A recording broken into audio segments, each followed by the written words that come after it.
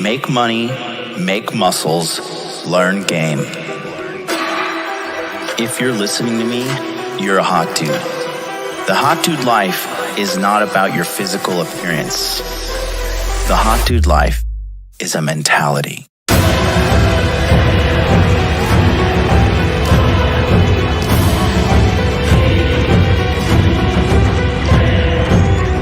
The Hot Dude Army is a global network, and the Hot Dude Army is everywhere. Decrease your judgment of others and increase the judgment of yourself.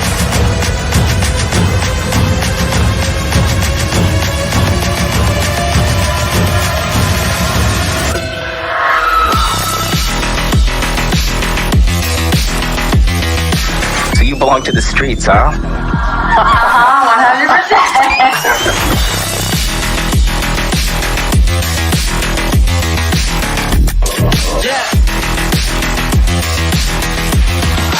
It starts with learning dating, and then you move on to something to push humanity forward. That is the philosophy of modern life dating.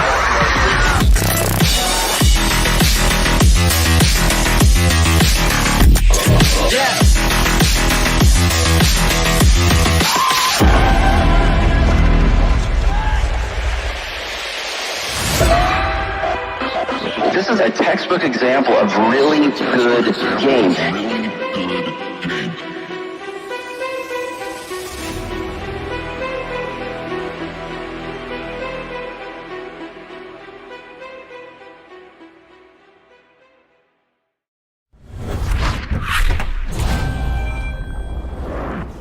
Boom, baby, we're live. And don't forget, we're live streaming every single day here on Interview with the Man in the month of December. So strap in, get ready every single day because we're launching the Masculine Empowerment Network going live on December 29th. Go to the masculineempowermentnetwork.com, get on the waiting list. We had like 10 people get on the waiting list yesterday. It is only going to get bigger and better as things go on. Just go to this website right here, masculineempowermentnetwork.com. Click right here, put your best email address in here, click get on the waiting list, and that's it. You won't be spammed, you won't be bombarded with nonsense, none of that things, okay? So what do you get when you sign up for the Masculine Empowerment Network? What is the Masculine Empowerment Network? I'll show you, okay? So, it works like this, okay? The Masculine Empowerment Network is when you want to take your YouTube journey to the next level and actually apply what we're teaching you here in, you know, this male self-development space, and you want to actually take it to the next level. You actually want to focus on more money, more muscles, more game, more frame. Today's episode is about game. That's why we have game lit up here in the back of the studio. But I'm telling you guys, this has been life-changing for so many men across the world. And honestly speaking, this is not going to stop in regards to helping guys out at all. When you sign up for the Masculine Empowerment Network, okay, what you get is a total immersive experience in regards to masculine self-development. We're going to have you come in and learn everything you need to know about money, muscles, game, and frame. And I've got this graphic right here to show you exactly where and what you'll be getting here in the Masculine Empowerment Network. I'm going to pull this up right now. Give me 1 second. Okay.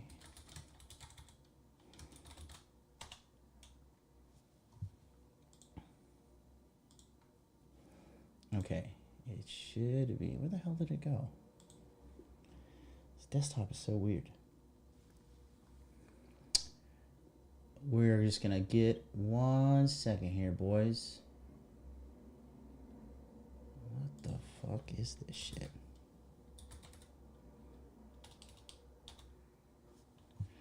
Yeah. Okay, here we go. All right, let's zoom in. Here we are. All right. So this is what you get when you sign up for the Masculine Empowerment Network, okay? 1, you get my newest course. And this is a full video course about how to date multiple women simultaneously, because that's pretty much the only way you're going to be able to find the woman you're looking for. Is you're going to have to date a bunch of women, and you're going to have to do so openly. And let me tell you something. This is a skill you want to have, because ultimately you don't want to be like these people who end up alone, or like in their, for example, like, no defense to the guy, but like Alan Roger Curry, right? This is a guy who was a pickup artist or dating coach or whatever, and he recently died, and he is in his 60s, right? Or I think it was in his 50s, and he was living that player lifestyle, going out, drinking, spending time with women, doing that whole shit, eating out. And he died of cancer, and he left behind a 2-year-old boy. Right now, that son is going to grow up without a father. One of the worst things that can happen to you as a person. Ask me how I know, right? And so, that being said, this situation is absolutely heartbreaking. So you want to be able to find a woman and get out. What I'm saying is, like, get out of this endless dating cycle, this whole, like, I want to be a player forever. It's not the answer. It's not the way. You get in, you get your fun, you sow your oats, you have fun for a little bit, and you get out. It's okay for men to do that. When women do it, because that's what women are doing now, and they're all miserable. And we're going to talk about these 2 icons of female misery, Mia Khalifa, Emily Ratajkowski, on today's episode. But with Dark Past Harem, we're going to show you exactly how to date multiple women at the same time and teach these women to get into your frame, okay?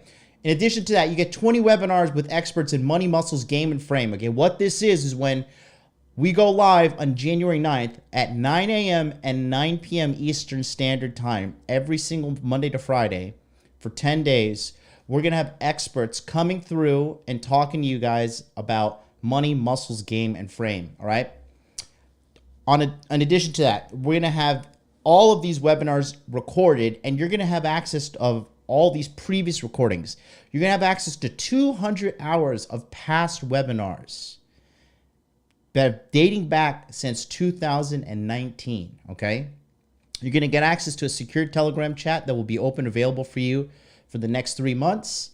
And then to top it off, this is a new thing. We have 3 end-of-the-month checkup calls where we'll be doing it on the last day of every month, January, February, and March.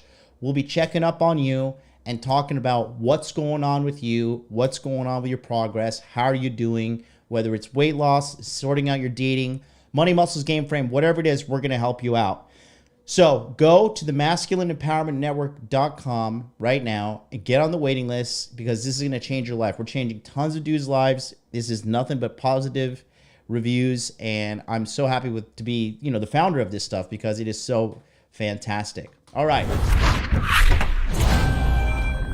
What I'll do is I'll put the link in the chat as well for people to sign up for the waiting list. Solid. Well, as you can see, looks like I'm still shadow banned because there's only 39 people here. So it is what it is. We're here on YouTube. We gotta just deal with it. But today's episode is gonna be a really good one, right? The topic of today's episode, we're gonna talk about these 2 chicks, okay? And honestly, it is so fucking cringe. It is so cringe. So first things first, I'm just going to show you a highlight of what's going on with this. I couldn't find the full video for some reason. I don't know what's wrong with these people, why they would make a podcast but not put out the video podcast as well. But of course, it is ran by Sony, and Sony's ran by a bunch of fucking idiots. So are we really surprised? No, obviously not at all. People who run Sony Pictures, Sony Entertainment, these people are fucking morons. Like, everybody who is behind that industry, that company, is just a whole room of fucking idiots. But anyways, let's check out some highlights from this thing right here. Here we go.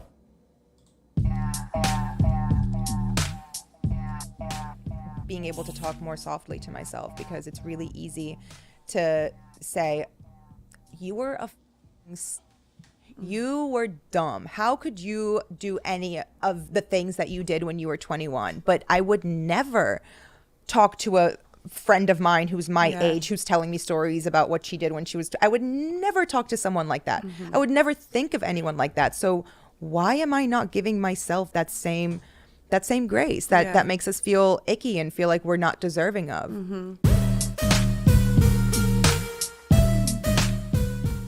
When I first started getting attention, it was the first time I had gotten attention in my entire life. Wow. And I felt like all of my happiness and all of my confidence and validation depended on me looking good. And it was that was really, really scary. And men's attention. Yeah, of course. That's exactly whose attention I thought that's whose attention I was chasing. I mean, of course. I think every young woman can relate to that, but especially if you felt like you hadn't had it and then all of a sudden you had it. Yeah. I am the most active on TikTok when I am the most depressed. Interesting. Yeah. Because it's an outlet. Yeah, when I was like deep in my Lexapro prescription, oh my God, that's why I have so many followers. That's what you need, a Lexapro prescription.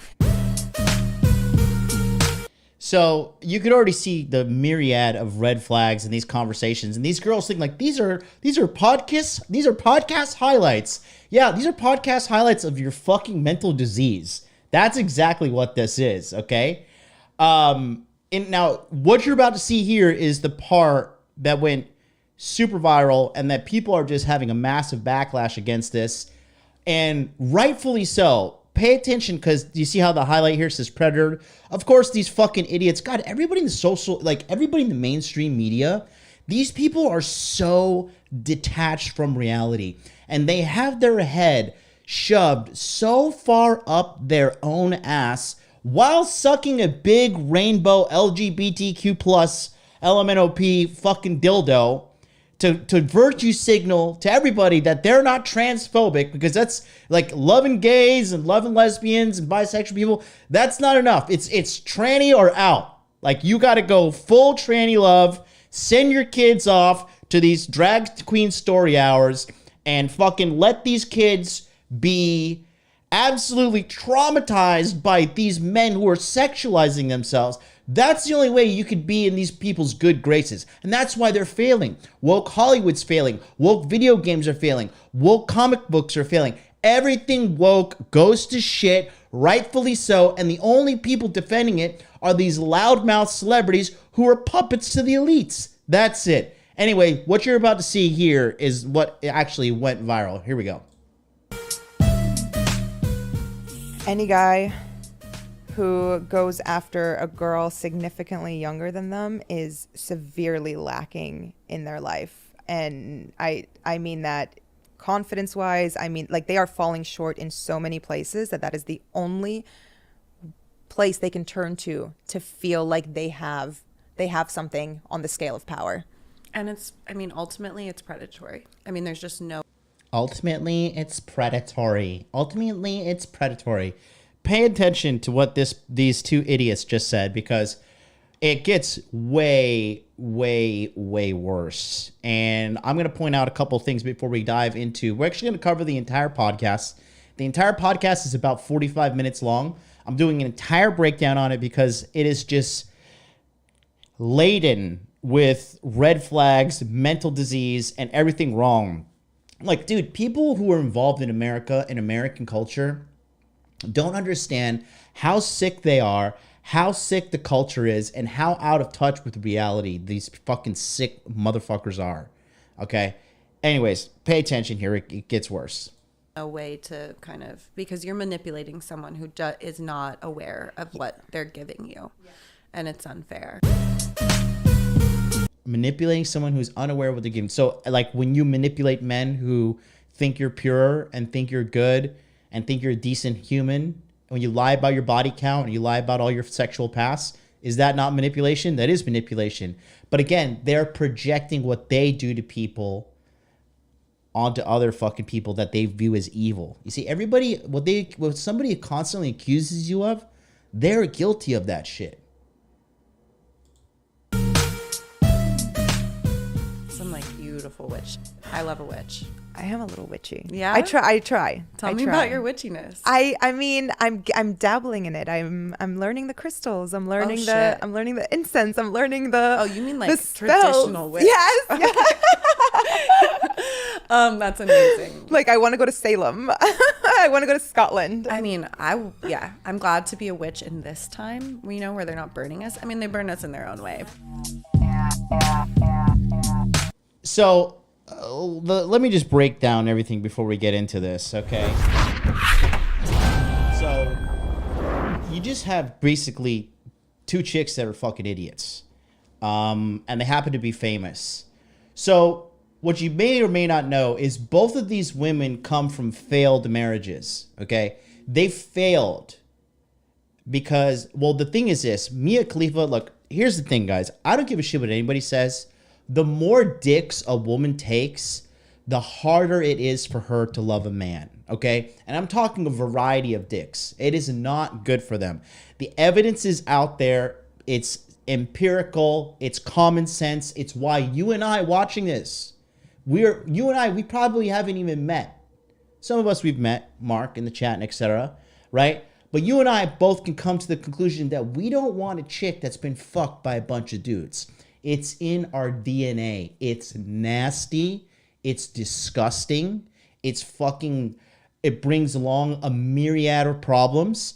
Every dick a chick takes adds to a fucking, like, a fucking portfolio of mental diseases. And here we are, we just talked about this here on the highlight. Emily Ratajkowski is saying that, oh, guess what? Yeah, I was on Lexapro, right? I was on fucking anti-fucking depressants, okay? And guess who loves this? Big pharma, they love this. Mainstream media, they love this. Why? Give me that money. Oh, you're depressed? Get some Lexapro. Stop, like, getting pumped and dumped by literally hundreds of dudes. Nah, I don't do that. Take some prescription drugs. That'll cure you, right? So, anyways, like, we're gonna talk about this in further detail. So let me just talk to you real quick about Emily Ratajkowski, okay? So this is Emily Ratajkowski, and if you go to her Instagram, right? This is her Instagram. She may be backtracking on what her post said. Let me see if her story says. Okay, coming soon. No, maybe she's not backtracking. Okay. So she's a model. She was dancing naked in Robin Thicke's Blurred Lines music video. And this is her. Okay. So literally every other photo of her is like here, just, you know, if not, obviously not completely naked, but pretty much like she's got her tits out, she's got her ass out, and she wonders like why part of her marriage failed. Like, dude, you have to understand, just because you're like a celebrity doesn't stop you from like having accountability to your husband, because you wouldn't go out into public like this and, you know, show your body off.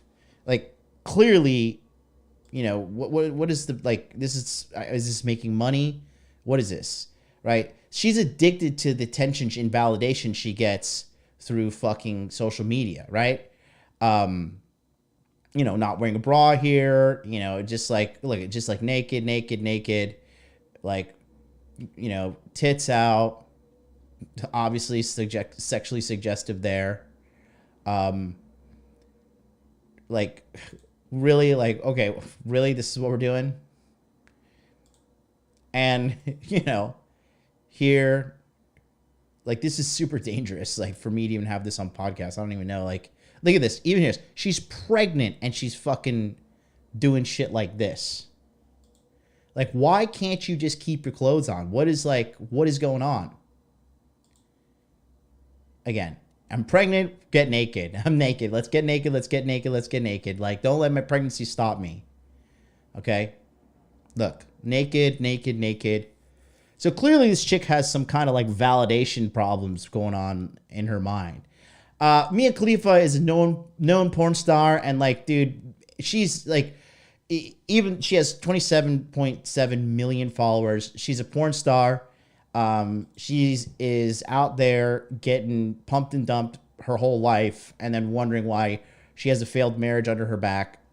under her back, under her belt, right? Like, all she's doing is posting this attention, hypersexualizing herself, and then she's wondering why she's only receiving a certain type of male attention and not receiving the attention that she, you know, ideally wants, because they're bitching about men, they're bitching about relationships, okay?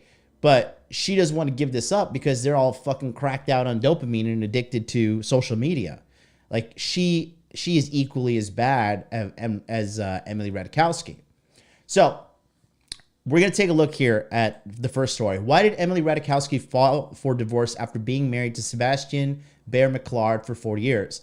The 31-year-old hinted online that she was separating from the director and has now initiated divorce proceedings at a Manhattan Supreme Court. Okay, so congratulations, you have a failed marriage under your belt. And of course, it's not her fault. She's blaming the man. Model, actress, and best-selling author Emily Ratajkowski has filed for divorce from her husband, Sebastian Bear McLeod, amid claims that the filmmaker was unfaithful during their marriage. Okay, so, okay, yeah, I get it. He cheated on you, but at the same time, you really don't, like, you need to come to terms with understanding male sexuality and a man at that high level, okay? When men have sexual options, they are most likely going to exercise them. The big reason why she's attracted to this man is because he's made himself attractive. And guys know what they're doing. A large percentage of what guys do and their success in this life is to get women. Okay? And so you have to understand, if you're like a woman, and of course she doesn't understand this because that would take accountability and self-reflection, all these things she refuses to do, because why should she? She has the whole world jerking her off and telling her she's right, because they all want to fuck her or use her body to sell sexualized images or sell their product, right? They're just using her for her body, okay? And you got to understand that when this shit happens, like, dude, high value man like this guy, they're gonna step out. Now, the dude should have been like that, you know, he should have told her straight up from the get-go, this is how it's going to be. So, you know, the onus is on him to do that, but I guess he didn't have the balls to do that, and that's fine, whatever. I don't think this guy disliked her or whatever and hated her. I mean, he kept her around, right? But ultimately, Emily decided to tear the family apart because of this situation, and now she's back on the circuit, and the plot thickens a little bit later. Let me continue here. Okay. The court records showed that the 31-year-old took the first steps to legally end her marriage on September 8th, filing for divorce in a Manhattan Supreme Court. The divorce is contested, meaning that the two parties do not yet agree on the exact circumstances of the divorce and the divisions of the assets going forward, right? Of course, and she's going to try to get as much as possible, because when you break up with women, they're very vengeful. They're very hate-filled. They don't think about anything other than themselves, okay? A large majority of women are cold, heartless bitches when they break up with you. A large majority of them. That's because a large majority of women these days are broken. They're broken. They're trash. These girls have been ran through. They don't know how to manage relationships. And again, it goes back to this. The more dicks a woman takes, the more it fucks up her mind to sustain a decent relationship.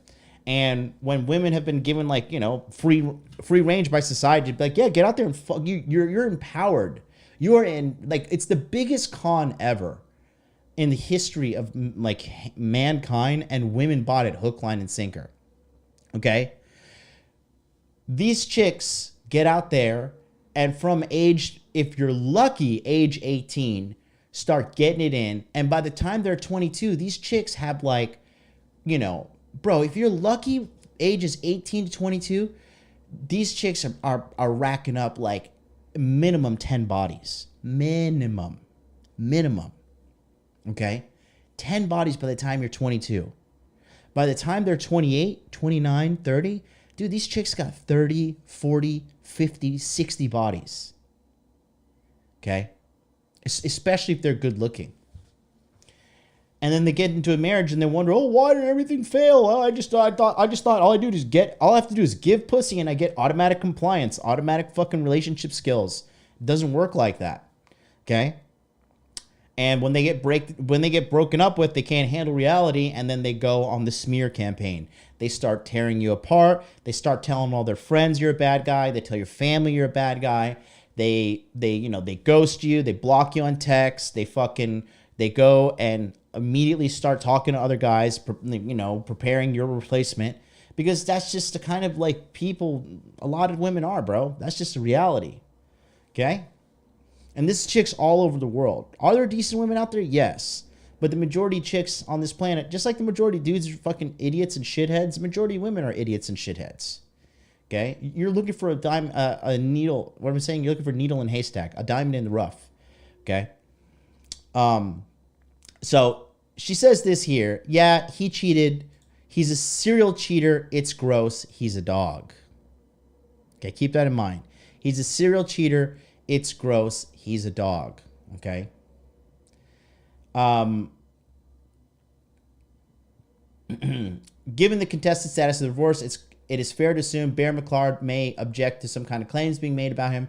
However, Ratajkowski has given hints to suggest her husband cheated on her, liking a number of tweets that make reference to the infidelity. On one tweet read, "Can't believe that little bitch cheated on Emrata." And another girl asks, "Girl, how are we celebrating Emrata's divorce?" She's also liked the tweet stating, "Emrata finally free from that man just proves God is actually very real." Yeah, and what's really happening is Emrata is just destroying the family. Period. Like, before the kid can even get to know their father, she's already tearing the child apart and fucking up the kid's future. Okay? The only man I want in my bed is this 90-pound boy. Okay? So, you would think that... You would think that she would learn her lesson, but of course, no. She has no self-awareness, as you can see from the clips in the podcast, and really has no idea how relationships and game and all that stuff works. Afterwards, she said of the decision to have an intimate ceremony, "I love a party and plan on having that moment, but people just don't end up enjoying their weddings as they are so stressed by the planning having this moment. I just really wanted this to be me and him, which was very special before the world found out we had 4 hours of just us," right? So she was in love with him at one point. Okay. Now, if you take a look at the recent news, this was the other day. Okay, this is seen at the Madison Square Garden. Okay, keep in mind, she is saying that she hates guys that are serial cheaters. She hates people that are unfaithful, and then she's seen with this guy. So this is Emily Ratajkowski with Pete Davidson. Okay, so Pete Davidson is a guy who has just been running through these hoes in Hollywood. Okay, he has been he banged Ariana Grande after she had her little breakup with her ex that she was going to marry, and then she broke it off with him. She's got with this guy, and then he was also dating recently Kim Kardashian, and that's kind of what made fucking Kanye West kind of go a little crazy. So take a look here at what she says about the situation with her and Pete Davidson, and then I'm gonna break down a little bit of female hypocrisy right here for you. It's honestly, it's just so hilarious. Here she is right here. She says he thinks Emily's beautiful, smart, chill, and can be down to earth. He feels like he can be himself around her and relax. Okay, take a look. Be himself around her and relax. He seems super charming. He's Yep. vulnerable. He's Yep. lovely. Great. His fingernail polish is awesome. Like, he looks good. There you go. He's great. All Yeah, right, well, yeah. I'm sold. I'm going to have him back on. Good relationship with his mother. Yeah, You great know, relationship with his mother. We It's love just- it. Yeah, and now it seems Emma So there's that, right? She's like loving this guy, and he's amazing, he's this, and he's that, blah, blah, blah, blah, blah. Okay, but she left out one small detail. Okay, so Pete Davidson, right, is 29 years old. And if you take a look at the long list of celebrity chicks he's been through. So these are all the chicks he dated, right? Carly Aquino, Cassie David, Ariana Grande. And then here's where it starts. Kate Beckinsale. Okay? So Kate Beckinsale was dating him, and guess what? 20-year age gap. 20-year age gap. She is 20 years older than him. Okay? And it doesn't stop there either. He was dating Kim Kardashian. Kim Kardashian is 42 years old. Or 41 or 42 years old. And Pete Davidson is 29. That's a 12-year age gap. Okay? So, when men want to date women that are younger, it's predatory, it's manipulative, it's a power struggle, and these men are clearly lacking something. But when a woman does it, it's 1,000% okay. And here's just another episode of Female Delusion 101, okay? Because women are totalitarian in what they want. They want everything for themselves. They want all the benefits. They want none of the fucking negatives. And they want special rules given to them. And they don't want special rules given to fucking men. Okay? Purely immature, selfish, delusional, and overall just like anybody who takes these bitches seriously has lost their fucking mind. They have lost their fucking mind. And that's what you're experiencing right now, okay? Again, they're going viral right now for the clip. Again, here and again, this is and the bottom line is this. These are two damaged women, extremely damaged women, okay? Look. Who goes after a girl any guy who goes after a girl significantly younger than them is severely lacking in their life. And I mean that confidence-wise. I mean, like, they are falling short in so many places that is the only place they can turn to feel like they have something on the scale of power. And ultimately it's predatory.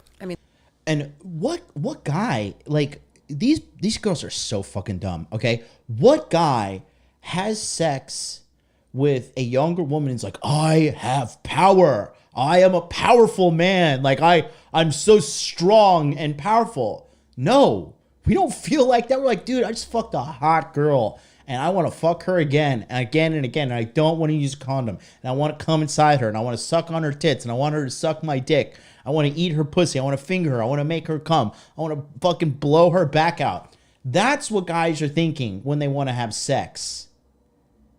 That's what they're thinking when they have sex with chicks. They're not thinking like, oh, I have power and now it's time for me. That's what these chicks, they're projecting it. They think by them having sex with a bunch of men, they have power. They weaponize their sex because that's the only power they really have. Okay? But again, female delusion, okay? Female fucking delusion. And again, 2 women, 2 failed marriages, refusing to take accountability, refusing to be like, oh, you know what? Maybe I fucked up. No, of course, it's the man's problem, right? It's the man's fault. It's always the men's fault, okay? So, by the way, guys, go ahead and smash the like button. We got 150 people in the house, and we only have 65 likes. What is going on? Did you guys forget how to use the like button? I mean, we got to do this, dude. And honestly, we're about to hit 60,000 live viewers or 60,000 subscribers here on YouTube. But the YouTube is shadow banning me. I'm working on things to get going on Rumble and kind of make the transfer over there because honestly, I fucking hate YouTube. They're just awful. They're just an awful company. They're ran by an awful person. The number one hated video on YouTube, the number one disliked video on YouTube is the YouTube Rewind video. Nobody likes YouTube. Nobody likes the people in charge. It is no longer about the creator. It's about them exerting their power and trying to push their little fucking, socialist agenda. Okay.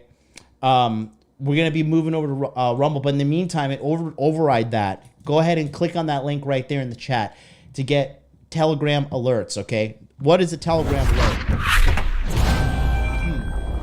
So Telegram is a free app you can get on your phone that allows you to get encrypted messages. You can send files. You can send, tons of stuff on there. It's a very useful app, and they can't censor me there, okay? In the MLD stream alerts, we have 265 people in the alerts. And what I want you guys to do is go ahead and click on that link so I can send you an automatic update. We're going to get this up to tens of thousands of people in the MLD Telegram alerts. But if you want to make your life better, you have to watch this content on a daily basis. And look, the reality is this. I know I may not have the most clickbaity, drama induced, whatever content there is out there, but my content changes lives, and everything that I'm teaching you has changed my life and helped me become the guy that I am, which is, self-made, multi-million-dollar earning entrepreneur, okay, with a red pill lens, none of this blue pill bullshit, did it all by myself. So if that's the kind of life you want, you need to be watching this stuff on a daily basis. You need to be coming in here and learning. This is a learning channel. This is not entertainment blind bullshit channel.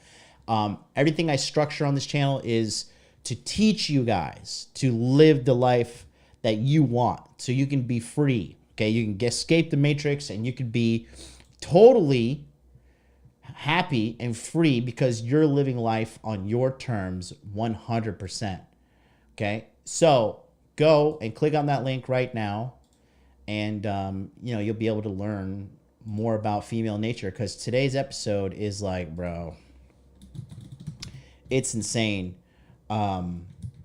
It's just insane. The whole podcast is just it's teeming with female entitlement, and I'm trying to find the video of it, but I couldn't seem to find the video. I don't know why, but I do have the actual podcast here. So what we're gonna do, we're gonna get going right now, and then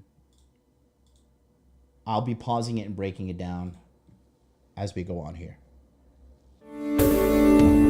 Something else. Whoever they're looking at is not me. I don't look the same. I don't think the same. I am not the same person. And I've been able to kind of separate myself from that. And doing so has given me my individuality and my identity back to an extent. And it's made me comfortable enough to talk about things and to kind of be confident enough to move on and make a career doing things that I'm proud of and creating a life for myself. Yeah. Hello, everyone. Welcome back to a new episode of High Low with Emrata. Today we have on Mia Khalifa. This is a woman I admire so much. She was one of the first people I had in mind for coming on the podcast because her story, her career, and how she's taking control over her image and her body is something I really respect, and I'm very excited to have her on today to talk about so many things. So please welcome Mia Khalifa.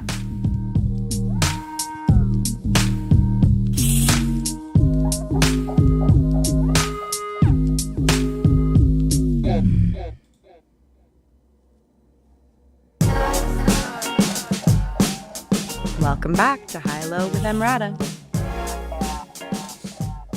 I'm so excited you're here, Mia Khalifa. Honestly, when I first... Yeah, Billy, sorry, just audio. There's no video. I don't know why it's not on here, but there's no video. You can maybe check on Spotify. From what I have, I couldn't find the video. I could only find clips and highlights, which is again, who is in charge of this stuff? Who is making these awful decisions? Why would you just put out a podcast and not include video? It just makes 0% sense. I don't get it. First knew I was doing a podcast, you were one of the first names that I had. And so when you responded to my DM, I was so happy.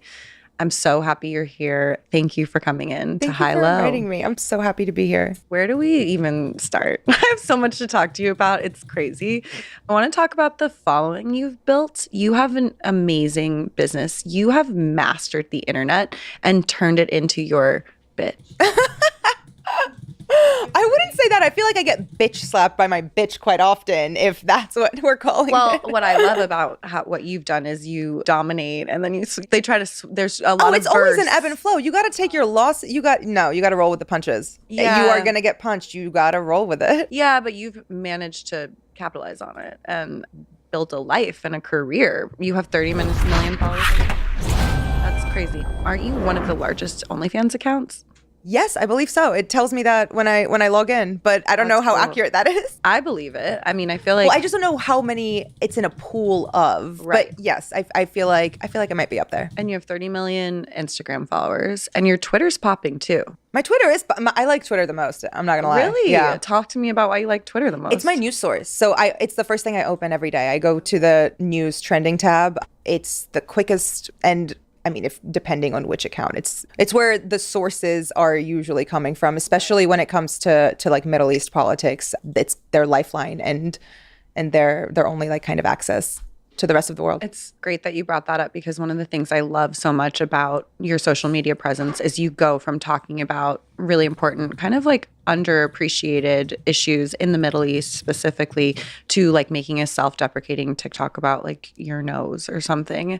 I just love it because you just like throw it out there and it's all there. But talk to me about your process and what you decide to put online and how. Well, that's the thing. I have no process. There is no, I mean, I'll go like a month and a half without posting on TikTok, and then something will irk me enough to like, I'll be on the app and I'll want to post. Unfortunately, there's no rhyme or reason to it. One post on my Instagram can be about women's rights in Iran, and then the next one, like you said, is a self-deprecating joke about my nose. So I feel like some would say I should probably hire a social media manager, but I seem to be failing upwards. I was going to say, I think the whole thing is that it feels so genuine. Like I do feel, even when you came in today, I was like, I feel like I know her so well just because I'm a fan, basically. And it's so nice to have that connection. And I think your following on TikTok is like 40% women. Yeah, that's been the most incredible thing. But I could also say the same about you. And I feel like that could be attributed to the fact that you're very raw about your hard stances on things. And anytime you're exposed to someone's opinions to that extent and that depth. So I just want to say the fact that 40% of her following is female is also like showing you, like, think about that. She has 30 million followers on her TikTok, right? And she has 40% of those chicks. Knows the age of these chicks, but I guarantee you, when we put the whole fucking thing together, I guarantee you, China is pushing people like her at the front of the algorithm, because this chick is not supposed to be a role model. This chick is a literal, in every sense of the word, she is a literal whore. And she's positioning herself to be a role model for society. She is literally influencing other women to be a whore. Think about that for a second. And in addition to that, she talks about, she obviously has a failed marriage under her belt. And I talked about this too. If you go back and you can see the photos, right? If you look at her fucking ex-husband, Robert Sandberg, you could see clear as day that the love is just not really there. You can see a couple of things. And I talked about this as well. I talked about it clearly. I said, dude, this guy is a giga simp. I could tell by his fucking body language, right? And then in addition to that, she, like, again, once, and I don't care what anybody says because they're wrong, okay? Once a woman takes a certain amount of dicks, okay, it is hard, very, very hard for her to endure in a relationship. People are people are just very delusional about what it takes to have a happy relationship, but they also don't understand the positives that come with it. If you look at this dude, okay, obviously he's equally as traumatized and stuff. People who get this excessive amount of tattoos, something's not right up here, okay? It's a form of self-harm and a form of self-mutilation, right? You can see here, again, the way his body language is, you know, I think the marriage lasted, I don't know, like, I think probably 2 years. So, like little things like this, you know, you could just see, again, you know, she's always on top of him. Like, he's like, the way he's looking at her, you could see his face. You can see the way he's smiling and stuff. This guy's a simp. This guy doesn't get it. And the biggest red flag of him being a simp, guess what? He fucking married a literal whore. Guys, like, you have to understand. I know a lot of people in this corner of the internet say that, you know, you can't, like, you know, a woman's body count doesn't matter. It does matter, especially for the average guy. Like, these guys talking about that on the stream, one, they're not having successful long-term relationships with women who have high body counts. They're not. Okay? Again, see shit like this, like, this is a chick who is clearly running the show. Okay, you ever see like a strong masculine man you respect in a position like this? You ever see Andrew Tate letting some chick sit on him and do that shit to his face? Okay?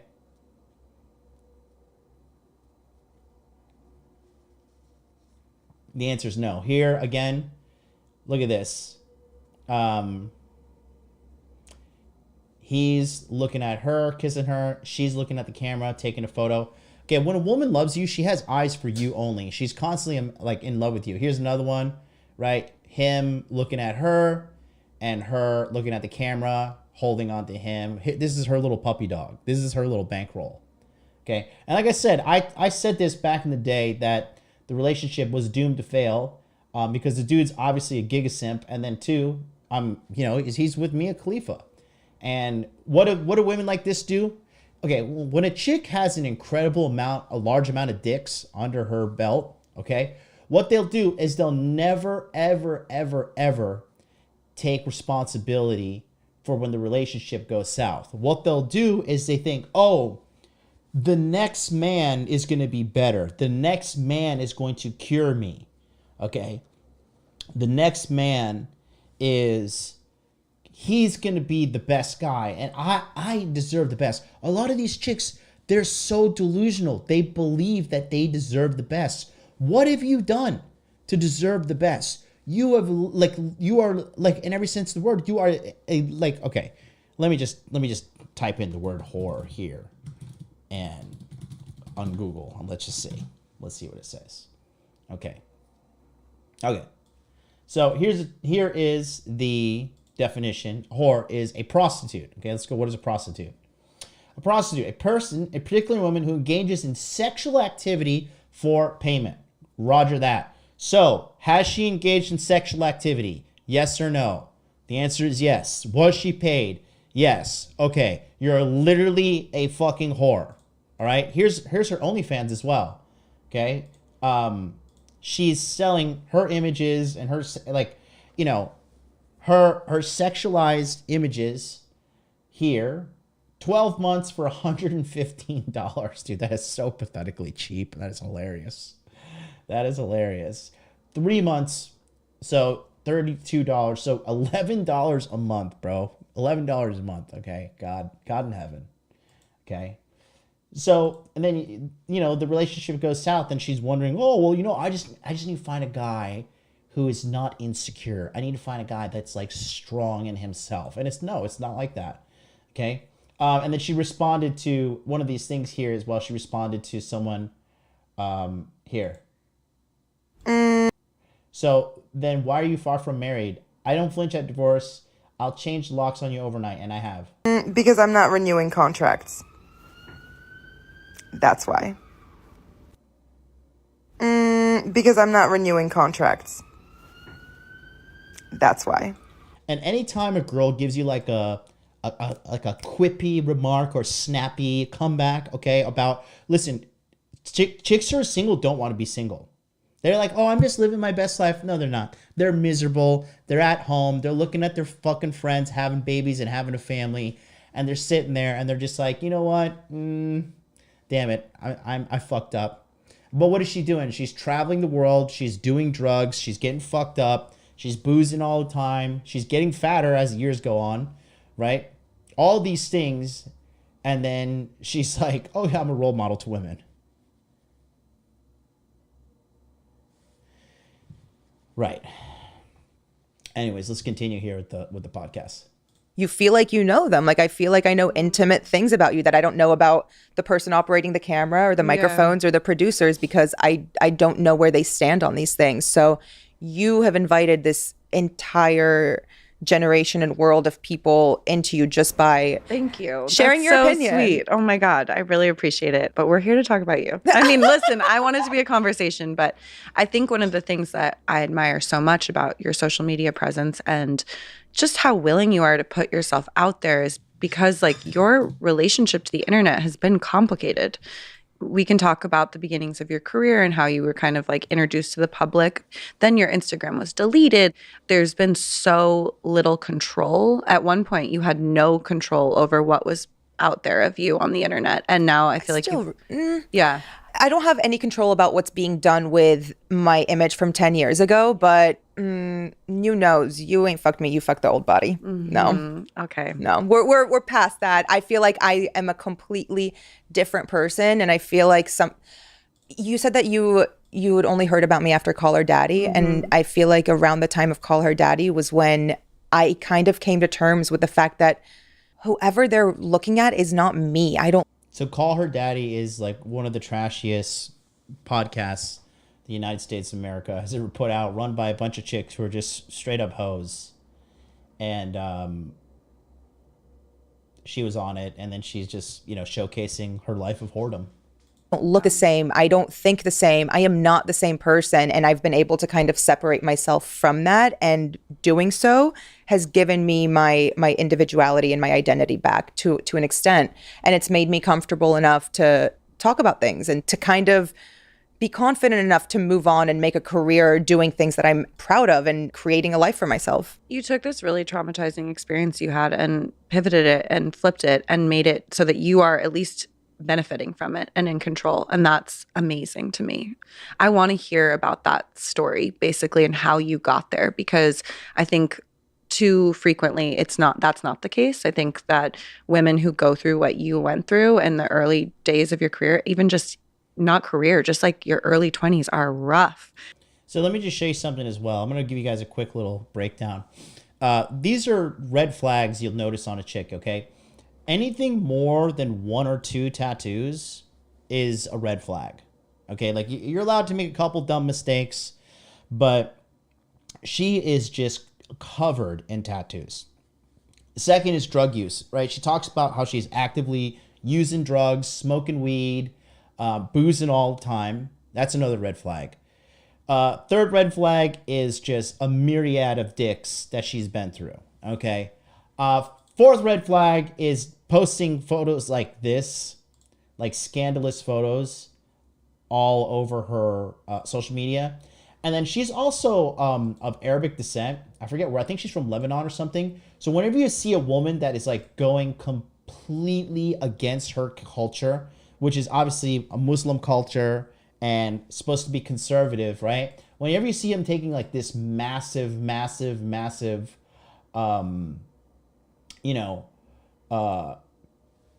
complete 180 from the culture, right then and there, that's also a massive red flag, okay? Any chick because a chick that openly rejects her culture is openly rejecting herself. And if she's openly rejecting herself, there's a form of self-hatred going on in there. And if she hates herself, she can't fully love herself. And if she can't fully love herself, she can't fully love you. And if she can't fully love you, she cannot be in a relationship with you. Therefore, she is pump and dump material at best. But I don't even advise you to bring this kind of woman into your life, because this kind of woman is poison. Okay, I guarantee you that dude Robert or whatever who broke up or who was married to her, I guarantee you his life is way better now. I would love to get that dude on a podcast and talk to him. But those are some massive red flags right there, period. They are rough, period. Anybody who's listening to this who's a young woman in their early 20s, it gets better. Oh my God, it gets so much better. It gets so much better, but you don't know that because I think there's such a glamorization around like being 20 and being young and being hot and whatever. And so you're thinking. And here they are being salty about getting older, okay? Reality is women, like their sexual prime is like, I would say 18 to 26 if she takes care of herself. But once it starts hitting 27, 28, 29, it's, you know, that fucking start to get a little fat, start to get a little saggy, you know, it just, you know, again, and like I said, this is Emily's shit again. Like, you know, see the correlation between these two, like having her ass out here, you know, having her son, who she's probably gonna like super fucking feminize. I think she's already feminizing the shit out of her son. But again, like, you know, like why do you have to be like literally naked on all your photos? Like, what is going on here? Why, like, what's this all about? Like, why do you need to post this on your social media? Like, why, like, what is, like, are you so empty inside that you need the validation from strangers? You need these digital like points? Like, what? I don't get it. I really don't get it. Thinking like, why am I so fucking miserable and feel so unsafe? But can you talk about that? Yeah, I kind of feel like it was the opposite for me, though. I always knew I was in the trenches when I was in my early 20s, and I just couldn't wait to get older and more settled. And I kind of always had the patience that everything that I really wanted out of my life would come with age. It would come with age, and it would come with experiences, and I knew I needed to fail. And you already had that perspective. Yeah. Even when you were kind of feeling stuck? Yeah, absolutely. Wow. Absolutely. So you had faith. Yes, of in course. yourself. Yeah, of course. I don't know. I'm not sure that I always did in my early 20s. I think I was kind of thinking like, I don't know how I'm going to figure out what the next step of my life will be. No, I didn't know what the fucking next step was, but I knew what I wanted the end goal to be. I would be sitting there and as daunting as things would feel and as claustrophobic as I would feel in my emotions and in the space that I was in just mentally at that time. I was 21. I would always think like, okay, eventually I'm going to be married. I'm going to have a family. I'm going to drive a cute SUV. Eventually that's going to be my life. I don't know how the fuck I'm going to get there, but I don't think I've ever been bored in my life because I just go into these maladaptive daydreams and I picture scenarios I want out of my life and things I want out of it. And do you think that's I get lost in that kind of separately than just also survival mechanism? Partly survival mechanism for a really long time. But as I've gotten older, I realized that I joke and say I failed upwards, but I feel like I do fail upwards because I just want things so badly, and following my gut and my intuition about the decisions I should make to get there has worked out for me the older I've gotten and the more mature I've gotten and the more I've been able to weigh options when I'm faced with any decisions. Mm-hmm. And when you were 20 though, and like in this really specific industry and world, did it feel like at that time when you were having these daydreams, were you like, this is going to be a step to get me there? Or were you like, this is a failure, but, or how did you think of it? I was really insecure. I was looking for validation in the worst places. And I think that what got me through that was just really knowing the entire time deep down that it wasn't making me happy. And I was making these decisions not for me. And it wasn't every time I would say yes and shoot another video or make a decision to shoot something for the social media, I knew that the reason I was doing it wasn't pure and wasn't genuine and didn't align with my core values. And that caused a lot of guilt and shame on me internally, even while I was doing it, to the point where when I kind of woke up from that daze, I just felt like, what the fuck was I doing? I feel like it happened in such a blur that I didn't have time to like process it. I think that time when I felt like the world was closing in on me was kind of after I left the industry and I was left with my mess, and that mess being my reputation and my name and my So, and then there's a couple things here, right? Because her OnlyFans is like I think it's not nude content, right? I think it's just like just sexy content or whatever, like in lingerie, whatever. I'm like, why just all you can do is just subscribe to her Instagram and you can get all of that as well, right? My OnlyFans love me in my cellulite. P.S. I saw this stallion wearing this bikini and got it in every color. Mom shit. Again. Like, you know, this chick is just... that's how easy it can be for some chicks. And here's the real thing that's like detrimental, right? She is basically advocating and telling chicks that, oh, you can fuck your way to the top. Right? You can fucking have sex with a bunch of dudes and you can fuck your way to the top. That's exactly what she's advocating to these chicks, whether she believes it or not. Because she's not telling these chicks legitimate life-changing skills, like get out there and like get a decent career, like learn, like be a nurse, you know, go to medical school, do something like this. No, she's saying like, you know, fucking like mainstream media, like little quips, like, oh, you know, you know, just be a boss babe, be a boss bitch, okay? And keep in mind, this is what she's doing here, okay? Look, she talks about this. You know, she says that she actively admits she scams her OnlyFans subscribers, okay? This is how drunk on power this chick is, okay? So, she says right here, if someone comes at me the wrong way and says, like, send me XXX content, I'll pull out a notepad, I'll write XXX and send it to them and charge them $15 to unlock it. Okay? That's like ethically wrong. But again, these chicks are just so drunk on power that, you know, and she has influence and she's doing shit like this and other women think it's funny and cool. And then ultimately, she's just putting these chicks in a worse position. You're just not seeing the fallout of her shit because the thing is, chicks like this, they're so addicted to attention and they don't live in reality. They can be this delusional, insufferable, literal whore and get away with it because they have money and fame to protect them from the consequences of their actions. But again, this chick, bro, like you're never gonna see her. I don't think ever gonna see her in a healthy long-term relationship. I mean, she is already. Let me see. I think she's 31. She's 29. Damn, she looks bad. So she's 29 years old. She's 29. The wall is gonna hit her hard. Yikes, bro. Damn, I did not know that. Yikes, bro. 29? Jesus, save the wheels. Fucking hell. Holy cow, mate. Wow. I'm actually at a loss of words. That's fucking terrible, dude. Yeah, man. Reality is going to come hit this chick right in the face pretty hard. You know, just by shit talking them, I'm the meanest person ever, she says.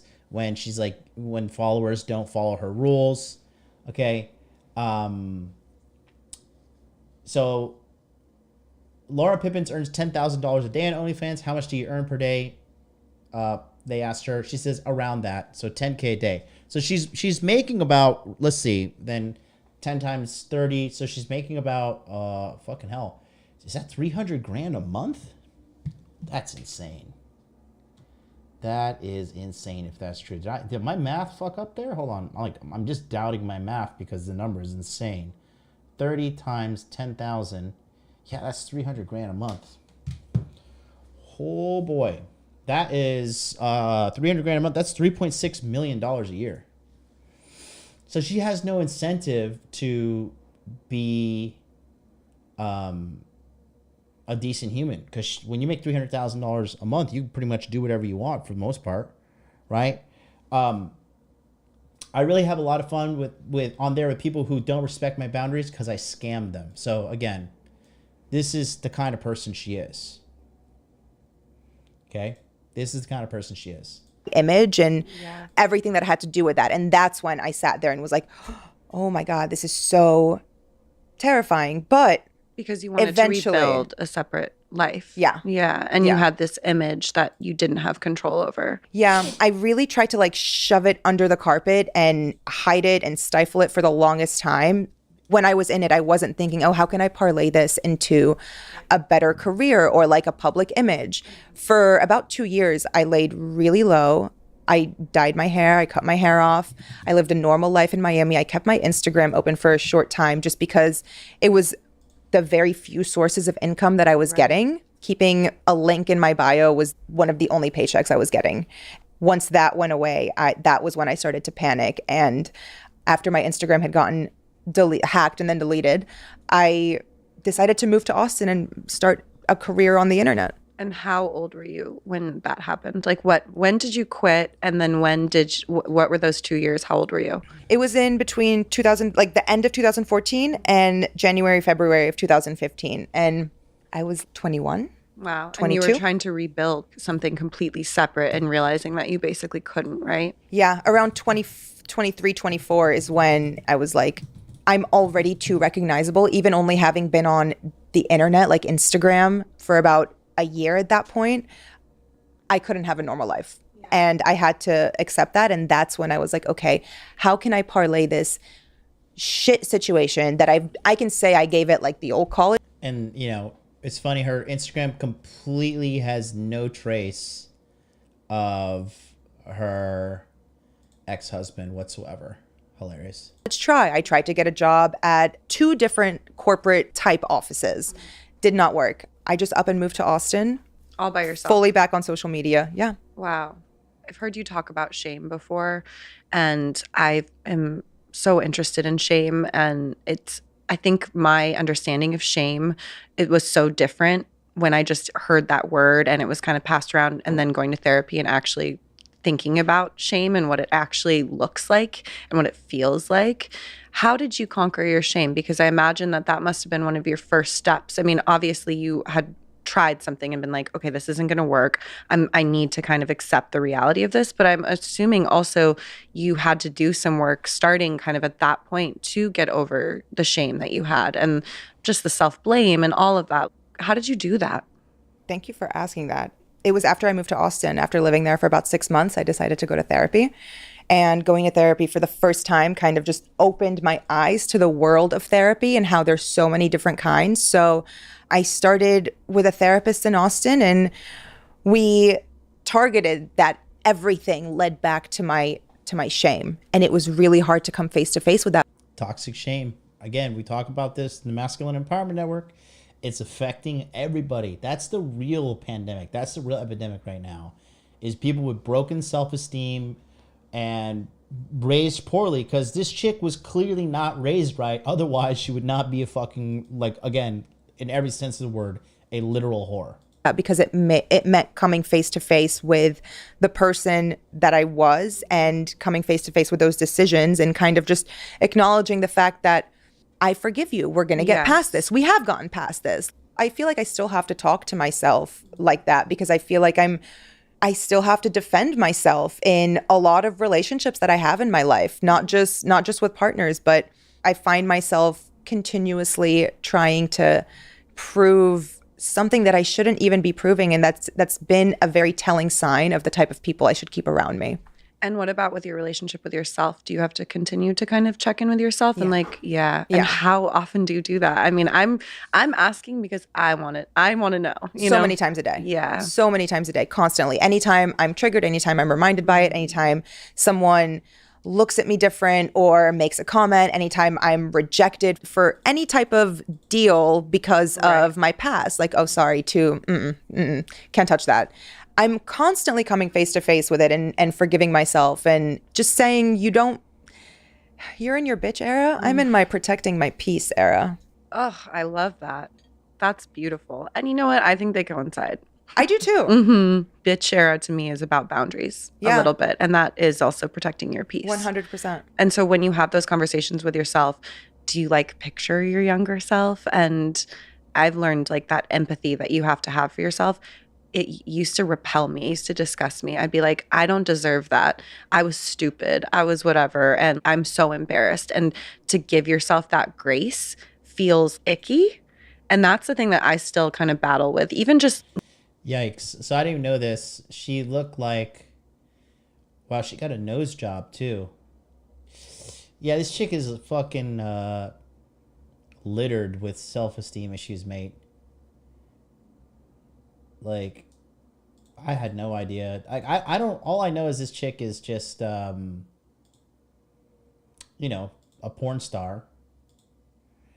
This cracks me up. Here's my face surgery and I got to get my tits out. By the way, here I am showing off what happened to me for my nose job and my cleavage, just in case you don't care. Again, yikes, bro. Fucking yikes, McGikes, man. Little decisions that have not just from my early 20s, whatever, but in life in general, where I'm like, I don't want to give myself that because it feels like I'm not protecting myself or something, which is so weird because it's a shame spiral. Yeah. And it freezes you up. Oh my God, that's exactly how I feel when I fall into that. I did EMDR therapy around like 2019. That's when I started it. And anytime I feel ashamed, I found that is who I become. I become that 14-year-old girl who was shamed for a plethora of other reasons that have nothing to do with whatever has triggered me into feeling ashamed right in this moment. And working in EMDR therapy and being able to pinpoint that and go back to that and know that the reason I feel ashamed is because I feel like a rejected little girl has really helped with being able to talk more softly to myself, because it's really easy to... Again, daddy issues are real.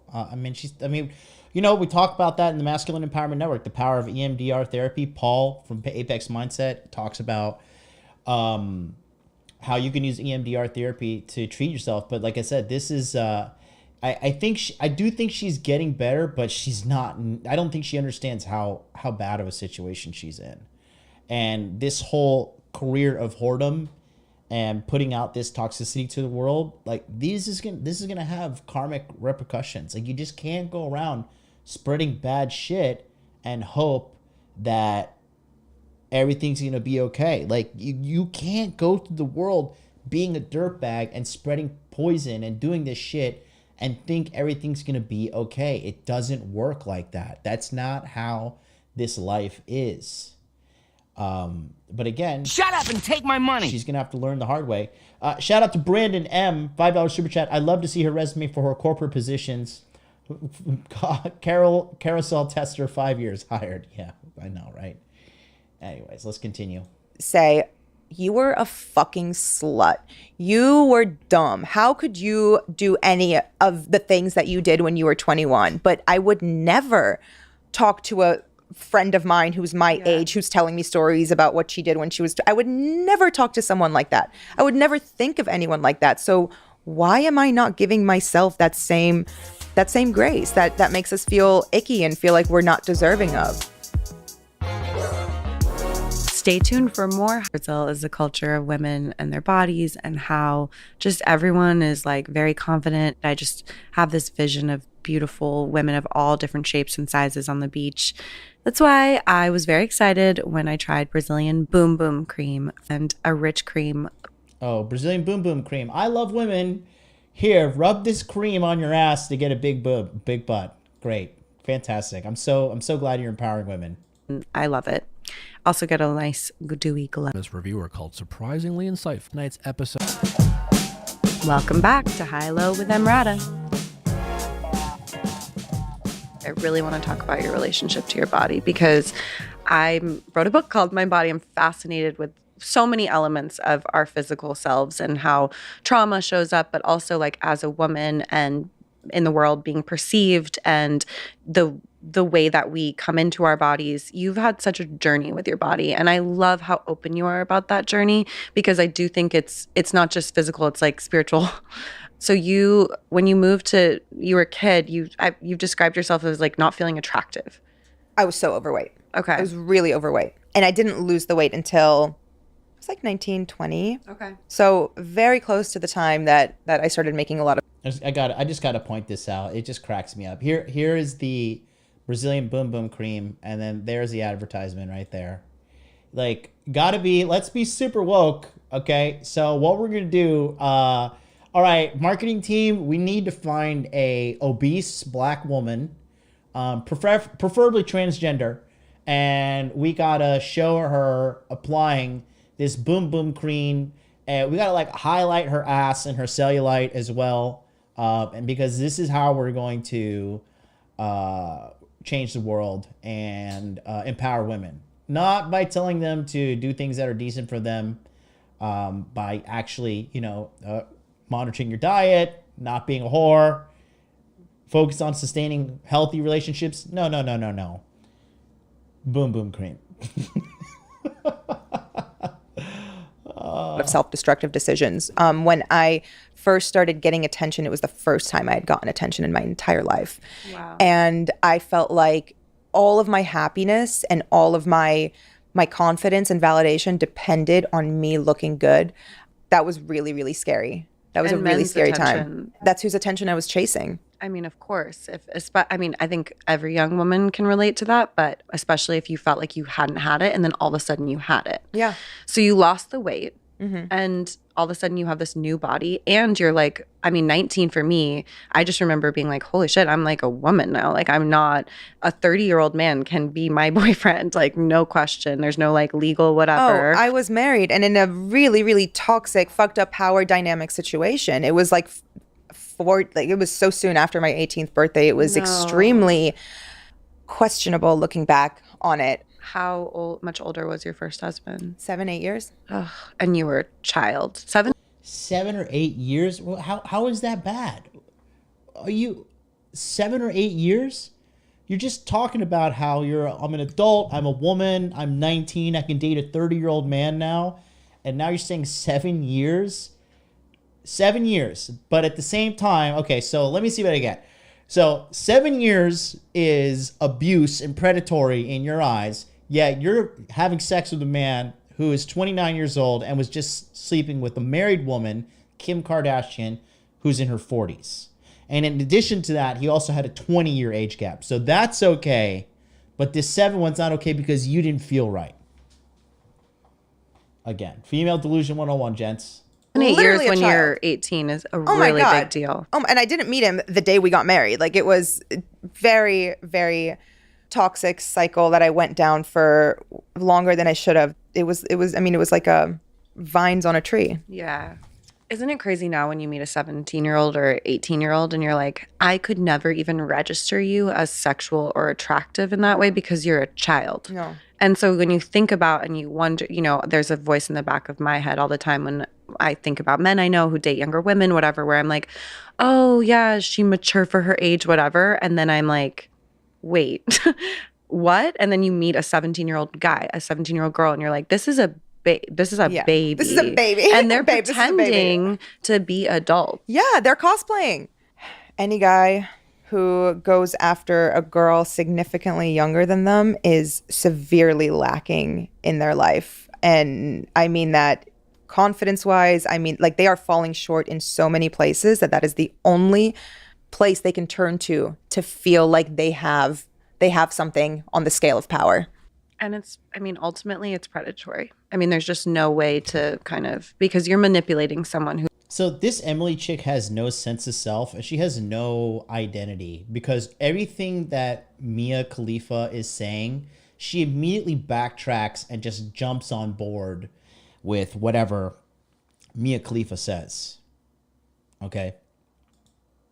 It just totally cracks me up to see this chick with so much influence again, but what is she doing with her influence? Just stripping down and taking pictures of herself naked at any given point of her fucking Instagram career. Like, look at this shit.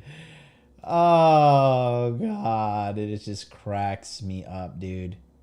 It cracks me up. The lack of self-awareness. Oh, of course, we gotta post the George Floyd. No justice, no peace. This system that protects and allows for senseless murders of black people in this country needs to be dismantled. Call and demand the arrest of George Floyd's murderers. Educate yourself on the history of racism, oppression. This chick is she's a champagne socialist. That's what she is. She lives this life of privilege or whatever, And then she sits down and she's like, oh, well, you know, like, I feel sorry for all these people and blah, blah, blah, blah, blah. Just cracks me up. And again, another red flag here. Dude's here. She's taking these kind of photos and posting her naked body on Instagram. And then she wonders why her marriage fails. Okay, now here we go. And then we got to go out. We definitely got to go out and do our protesting while we're at it. Who is not aware of what they're giving you. Yeah. And it's unfair. So when did you get out of that relationship and what was that like? Around the same time that I left the industry. Okay. Yeah. Amazing. I mean, I saw a correlate, the common denominator. Yeah, but I mean, that's, you said just now a few seconds ago, you were like, oh, I was in it longer than I should have. But I mean, some people spend 10 years. They spend their whole 20s with somebody and they don't find a way out until they're basically like, holy shit, I look different in the world. I'm a woman now and this man perceives me differently and like I'm realizing things about this dynamic. What was it that made you go like, I deserve better, I want more? It wasn't even I deserve better, I want more. It was truly just, you don't have my best interest at heart. Isn't it hilarious? I deserve better, I want more. That's the backbone of all females' relationship troubles. Greed. They always seem to want more. And guess what happens? When you want more and you want more and you want more, the universe punishes people who are greedy by taking everything away. How many of you guys got too greedy in the last crypto bull run? You're just like, more. I'm just going to hold on. Profit's going to keep going. And then it starts crashing on you like, no. It's going to go back up. I swear it's going to go back up. No. And then, boom, fucking wrecked. You lost it all.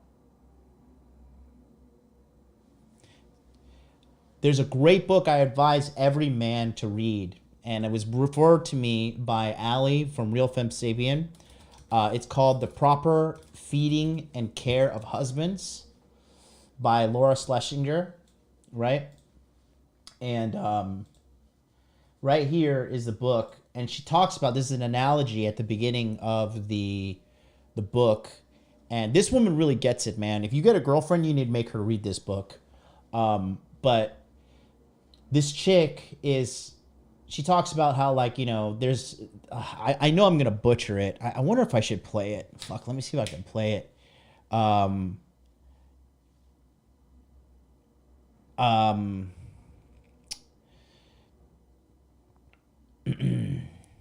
Fucking, let me see. I'm trying to pull it up on my Audible. Because there's an analogy at the beginning that I really want to play. And I don't think I have it on my phone. I think it was on this chick, her fucking Audible, not mine. It's not. Let me see if I can find it in the background. I'll just play this in the meantime. Hard. And also, I deeply and morally and fundamentally disagree. Mm-hmm. Legally. Yeah. Also, if we're getting nitpicky. Right, like ethically. Yeah. With them as a person, just full stop in general. One of my favorite things about you, and you know, jokingly, I was like, we made a TikTok before this, and I was like, so tell me your secrets. Like, I want to know how you do it. You're so good at making them. They're always funny. They always feel like low pressure too. It just feels like you're like telling a joke and whatever, or you know, making a statement, but it's just very like clear and it's just you. And I was like, what's your inspiration? You were like, trauma. I am the most active on TikTok when I am the most depressed. Interesting. Yeah. Again, like like the greatest thing about social media these days is how these chicks are just like consistently telling on themselves and shit that we already know. Again, like I said, women who excessively use social media as well, okay? That's a red flag.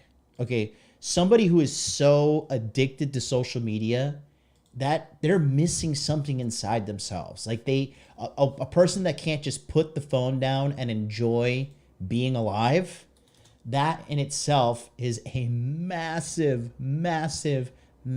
red flag, because they have so much inner turmoil and they have so much inner hatred and you know, just like they can't stop fucking like feeling bad, right? they have to numb it out with dating apps, dopamine, drugs, food, alcohol, you name it. They have to fucking use it to numb them from the terrible shit going on in their mind. That's just the reality there. And that's a massive red flag. And like when I date girls, dude, I tell them like, look, like, because look, I'm a high performing individual.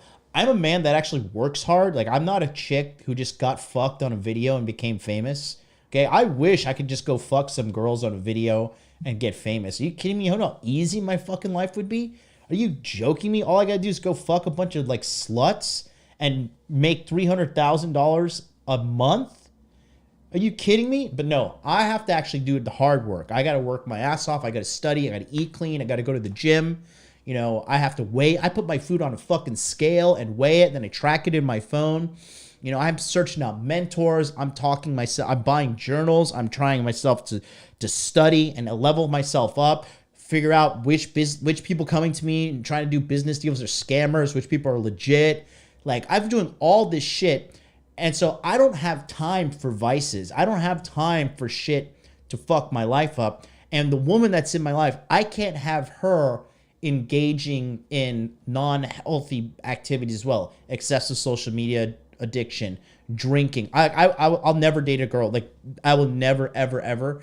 To this day, I have not and I will not. I can never, ever. Oh, no, sorry. Take that back. When I was 29, I did. I dated one chick that drank, and I was like, after this, I'll never drink. I'll never date a chick that drinks ever again. Okay? I can't date chicks that have bad habits and fucking and fucked up shit in their head. I need to, honestly, my favorite kind of girl to date is like an introverted nerd who's cute that has big boobs. That's my type.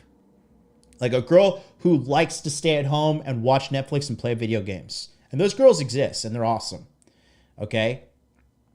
But the reality is, this situation with girls like this being super addicted to social media, that's a red flag, and that's going to fuck up your relationship. Like, if you look at the data of what social media does to your brain, your happiness, your anxiety levels, dude, you would need I don't watch anything on social media for fun. There's not a single thing I watch on social media like, I'm just going to have fun. I don't.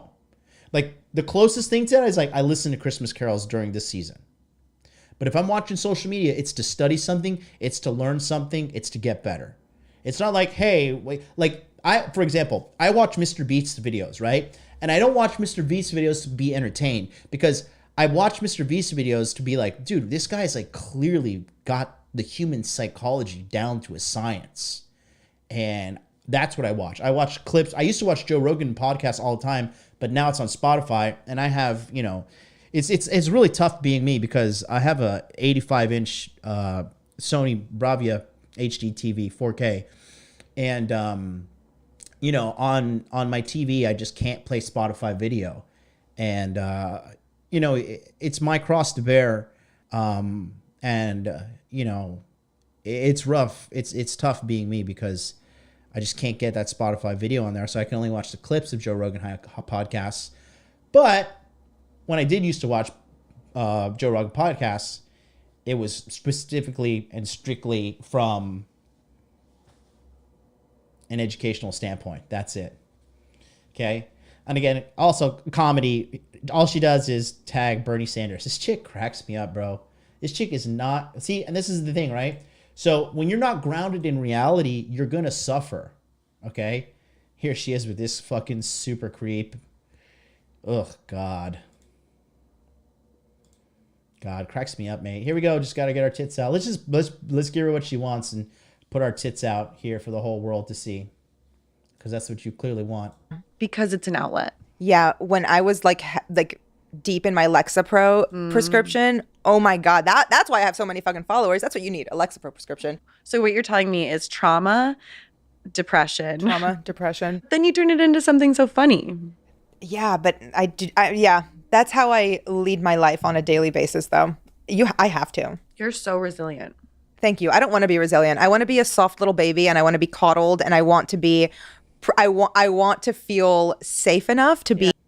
Listen. She's telling you. She's giving away the game right here. This is what all women want. This woman makes $300,000 a month, and listen to what she wants.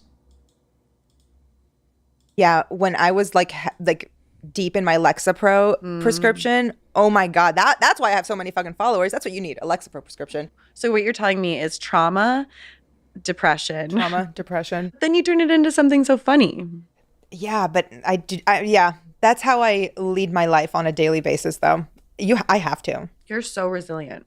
Thank you. I don't want to be resilient. I want to be a soft little baby, and I want to be coddled, and I want to be I want to feel safe enough to be so utterly vulnerable that I feel confident going to the airport and not checking if I have my passport with me. Like, I want to be babied.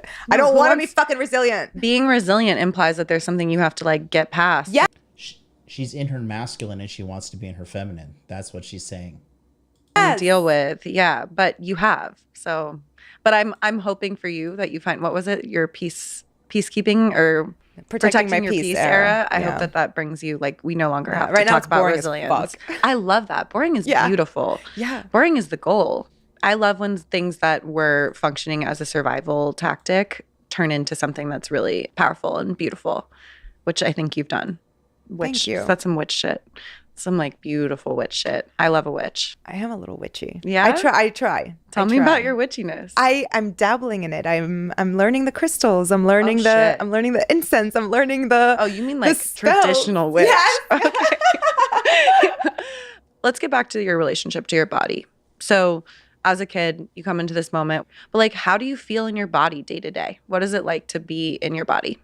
Every day is an uphill battle. I fluctuate like 40 pounds a year. Wow. I'll go hard working out. It really depends on my schedule, what I'm doing. If I'm depressed, like I really give myself a lot of slack and I don't beat myself up. I know that when I'm at my, like what I think is my heaviest at the time, I'm going to refine that motivation. I'm going to get back to it. I've never let myself get to like an unhealthy point, but I do fluctuate enough with my weight to where I struggle with my body. Yeah, I mean, I remember hearing you talk about it before and saying like, I lost weight in the most unhealthy way. So like having an eating disorder, but then also your body being such a part of your work. I mean, like that must be really complicated because it's not just about loving yourself, you know, hopefully having a healthy relationship to sex and whatever. It's also like it's a commodity, right? Because even I think a lot of your livelihood is OnlyFans and Instagram and whatever. And that means like posting bikini pics and all of that. Like, what is that like?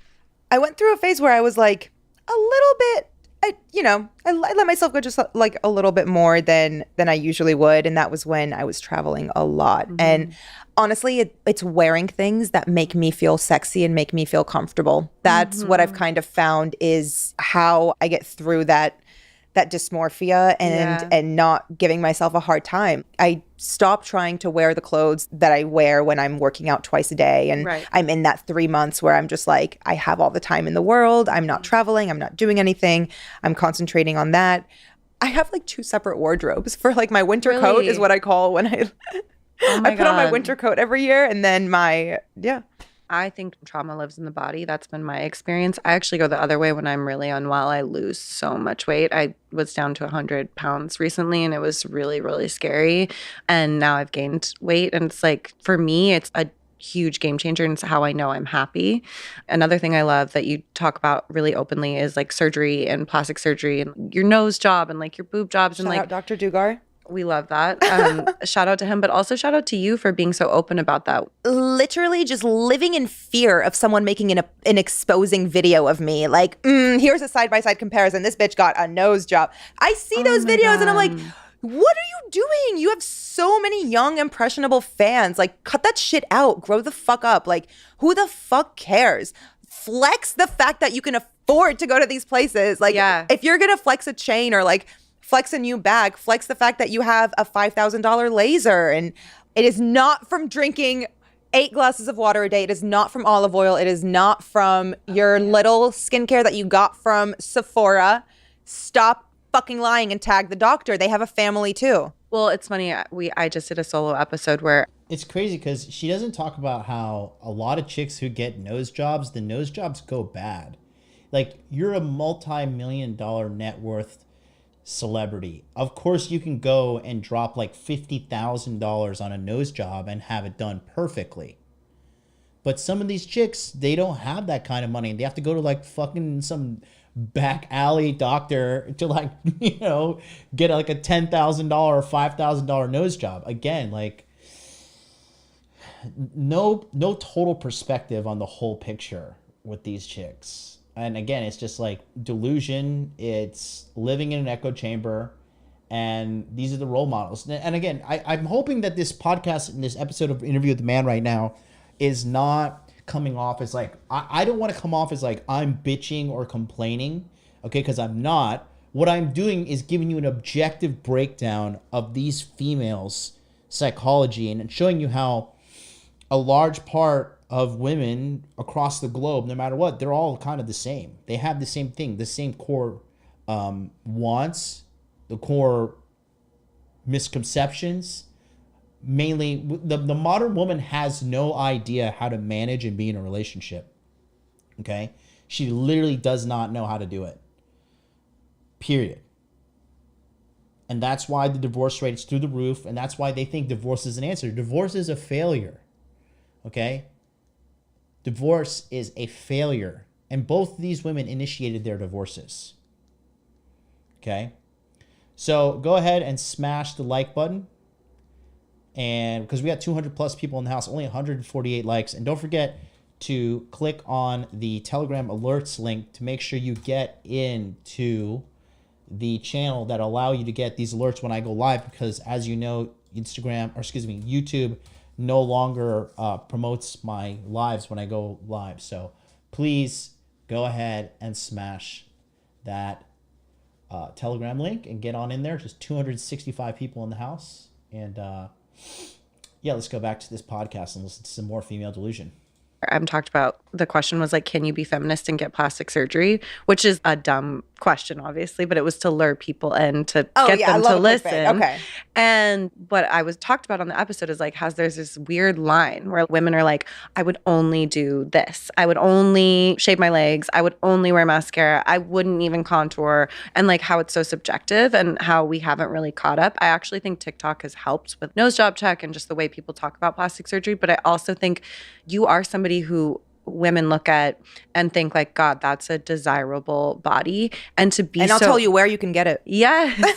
But also to be so open about the journey you have with your body all the time, that it isn't just like every day you're like, that's right, I got my titties and I'm perfect and like I feel hot. You're like, fuck, I hate myself today. No, when I wake up and I'm like, fuck, I hate myself today, I'm also like, but fuck, the people around me fucking love me, and I take really good care of everyone in my life, and I make great decisions, and I'm fucking smart, and people lean on me as an advisor, and I have so many other places that I make great decisions. Okay. I feel fulfilled, that I am so happy to kind of just cut myself a break and let myself just live. Because you are a powerhouse. I mean, people say that, but it's true. You are kind of like the center of your world, and you've done that yourself. Yeah. Okay, I have a question. I want to hear your thoughts on OnlyFans. Okay. What do you think about OnlyFans? I'm so torn about it. I really wish that they would stop putting so much emphasis on the celebrity creators and the people who didn't really build the platform. Yeah. I feel like a lot of the things that they've changed that made the platform so desirable for the women who are trying to get out of the more traditional forms of sex work and do it in a safer way on OnlyFans in ways that they were in control and not a human being. Well, there are agencies, but like it's a little bit different. Yeah, when they changed all of those rules to kind of accommodate the people who were fine and getting royalty checks. And that's where my issue with OnlyFans comes in. But I should not be biting the hand that literally feeds me, because it's also the place where I found a lot more of my bodily autonomy. I was able to take that back. My OnlyFans has always been non-nude. It's very suggestive. It's anything that I post on OnlyFans, I feel like can be posted on Instagram and be completely fine. If I'm topless, I'm in pasties. I am doing it my way and in a way that I feel comfortable, and it is great. It is really good to be able to have that for myself and be able to take that back and be able to share images of me, who I am now, not the child that is being circulated on the internet that I wish I could just like put back away in that box where she belonged. It feels really fucking good to be able to do whatever I'm comfortable with on a site that lets me connect with people. And be compensated for it. And be fucking compensated for it. Period. Yeah. That's the thing that I do think is really interesting about OnlyFans is the fact that it does allow for that kind of control, which is so often not true with sex work. Yeah. How do you feel about sex work? Like, what do you want to see legally happen around sex work? I feel like the age should be raised for a production company to own your rights to 21 at least. If you want to enter the sex work industry, by all means do it after 18. That's the legal age. That's never going to be. Oh my God. Advising chicks to get into sex work. Do I need to fucking say more? Do I really need to fucking say more? You have to be real. You have to be really realistic about the safety and ethics around sex work because it is the oldest profession in the entire world. The oldest profession. It's never going away. And the more you tighten restrictions on it, the more people will find ways around it. And that could be said for anything. The Prohibition era exists for a reason. Well, then who suffers from those restrictions are the people who are working in the sex industry. Yeah. I feel very strongly about legalizing sex work and creating more safe environments and protections for women who work in sex work. You were also a cam girl, right? At one time. So you've seen it. Yeah. You've seen it and you've found a way to control it. But I'm sure you've also seen I know that you have seen so many people take advantage, and particularly men, obviously, capitalizing off of your body and your image. Yes. But I also feel like in that same breath, and I feel like a lot of women who are a lot more just not embedded, but they've just been in the sex work industry for a lot longer than me. They don't like hearing the fact that I have been in it because my experience in it has been completely different than anyone else's experience in it. And I kind of hate to say this, but again, I failed upwards. When I was a cam girl, it was very much like out of desperation when I left those corporate settings and moved to Austin and needed to make a living while I was building a presence online. So I did camming, but I was like charging $12 a minute to literally do nothing. Like, because they just wanted to see you. Yeah. Yeah. And feel some kind of connection. You didn't have to work in the same. Yeah. Again, she's literally talking about, I'm such an advocate of hard work and success. I also charge $12 a minute to sit there and do nothing. Got it. Roger that. Babies, monsters, or baby monsters. Axiom cult leader, America's best known baby. Season, good for you. And I think it's that you've talked about before is just like being very careful and educating yourself around legal situations. Basically like low key getting a law degree, asking questions, figuring out. I've experienced that. And I think it's something I wanted to talk about on the podcast just for young women who are listening. Not just contracts, but kind of just understanding your rights and your protections. Never sign anything with the words in perpetuity on them. Ever. That is my biggest takeaway. That's my biggest piece of advice.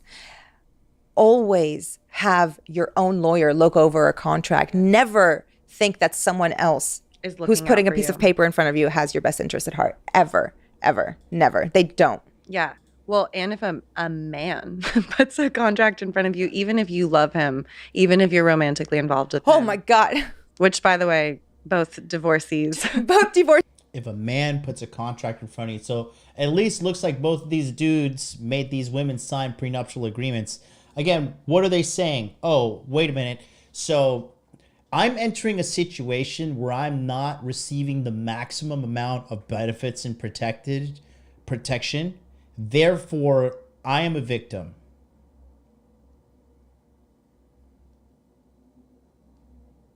I deserve the most. Like, what the hell do these two chicks deserve from their ex-husbands? Like, what? How many? Like, let's see. Mia Khalifa was married to a guy who's a pretty famous chef, right? How much time has she spent in the kitchen, like, practicing being a sous chef or regular chef? Practicing her souffle. Can this bitch, can she fucking flambe? Can she cook a steak medium rare perfectly? What are her actual, like, contributions to that man's career? There's none. She showed up and then she fucking took everything that guy worked for, like, that he provided. Like, I'm pretty sure she walked away scot-free from that divorce. Okay? And then in addition to that, same thing with Ratajkowski, right? With Ratajkowski, how many times did she sit on a fucking film set and direct and do these things? No, you're the prop. You're the model. Okay? So, again, they just feel burned because they didn't get out of, because that's the modern woman. They feel like they just deserve everything above and beyond, no matter what. They deserve the top of the line service, the top of the line negotiations, the best pay, the best everything, and contributing close to nothing. And again, she's bitching about them both, having signed prenuptial agreements. I'll rewind it a little bit and here, let it listen. In front of you has your best interest at heart. Ever, never. They don't. Yeah. Well, and if a man puts a contract in front of you, even if you love him, even if you're romantically involved with him. Oh my God. Which, by the way, both divorcees. Both divorcees. Yes. Wow. Look at us. Rebranding a divorcee. How old are you? I'll be 30 in a couple months. Oh my God. Happy birthday. Wow. So you really are coming into your new era. Yeah. I'm 31 and I am loving my 30s. I'm so fucking excited to turn 30. It's nice, man. Yeah. I'm all about it. I think your 20s are trash. I'm so excited to turn 30. Okay, that's fucking cap. What else did she just say? Your 20s are trash? No, your 20s are trash. I've always known this. I've always thought this. I've always felt this way because I have never, even when I was a teenager, I've never looked up to a woman who was in her 20s. All of the women I looked up to were established in their career, had a family, were well into their 30s. I'm so excited. No, it's great. I wanted to ask you about your relationship to men and sex now.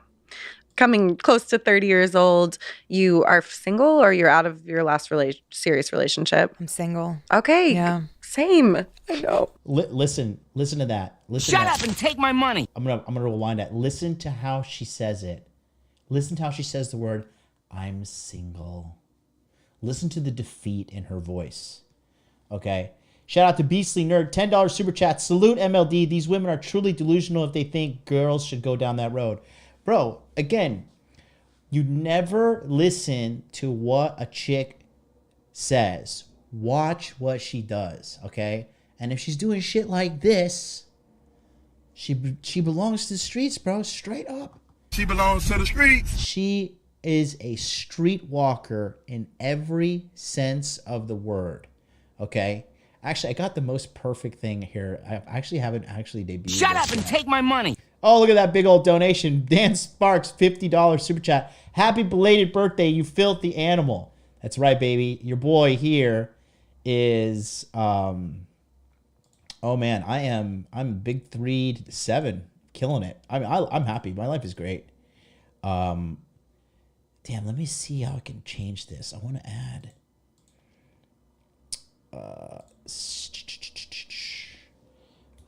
actually I've been sitting on this for a while. Let me see if I can find it real quick. Mia Khalifa. Oh, here. Let me see if this works. Okay, here we go. When they say the situation that they say. Streetwalker confirmed, okay? She belongs to the streets. Oh, let's go back to this. When she looks like this. Streetwalker confirmed. You guys like that? I've been sitting on that for a year. I just haven't actually been able to put it to use. I didn't think it would be interesting, but whatever. I'm just kind of pulling out all the stops here. I got to kind of work with the timing on that because it looks like it's a little bit it's a little off on the timing. But yeah, let's see. Okay, let me see. In a crossfade. I don't know if that'll work. Here, wait, let's go back. Here we go. Streetwalker confirmed, guys. Oh, it did work here. You like that Super Smash Brothers baseball sound? It's kind of weird. Alright, I'll go back down. I'll figure out the timing later. But let's go back. Listen to the defeat in her voice. I'm so excited. No, it's great. I wanted to ask you about your relationship to men and sex now. Coming close to 30 years old, you are single or you're out of your last serious relationship? I'm single. Okay. Yeah. Same. I know. Have you, I feel.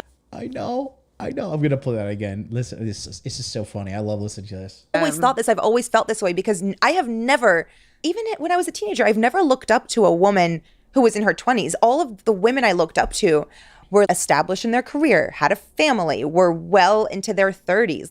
I'm so excited. No, it's great. I wanted to ask you about your relationship to men and sex now. Coming close to 30 years old, you are single or you're out of your last serious relationship? I'm single. Okay. Yeah. Same. Same. We're both miserable. Oh. Have you, I feel like you've had a lot of relationships back to back. I was a serial monogamist. Yes, I have been a serial monogamist. I've been in three and a half very serious relationships. For me, 3.5 very serious relationships. Oh my God. 3.5. How the fuck can you even count a half? How does that even work out? Seriously, how does that work out? I'm stressed out from just all this hoeing. it was a way of protecting myself in my 20s, even though I was totally underprotected in those relationships and they weren't great. Yeah. That was just what felt the right thing to do so that I could feel safe in the world. Exactly. I completely sympathize with that. I've always been the one protecting myself, and I'm realizing that I should not feel like I'm protecting myself against my life partner or defending myself against them or anything. I want to feel like I'm on the same team as someone, and I will settle for nothing less. Good. Isn't that an amazing thing to realize that you don't need someone? Entering your 30s. So I'm going to decode what she just said. Okay. She said that I need to know they're on the same team as me no matter what. AKA, I want a guy who's going to do exactly what I say when I say. And if there's any disagreement, he's toxic, he's a narcissist, he's manipulative, he's abusive, he's a terrible guy. I'm going to fucking block him. I'm going to fucking smear him. I'm going to talk shit to him about him to all my friends. I'm going to get rid of his Instagram. I'm going to kill the dog that we got together. It's just like, they just go feral and there's no accountability. These chicks like these too. Give a chick fame and she's ruined for life. Okay. They want this totalitarian fucking regime, not a relationship. They want to be fucking a dictator. Truly makes you feel like I don't need anyone partner. Those relationships and they weren't great. Yeah. That was just what felt the right thing to do so that I could feel safe in the world. Exactly. I completely sympathize with that. I've always been the one protecting myself, and I'm realizing that I should not feel like I'm protecting myself against my life partner or defending myself against them or anything.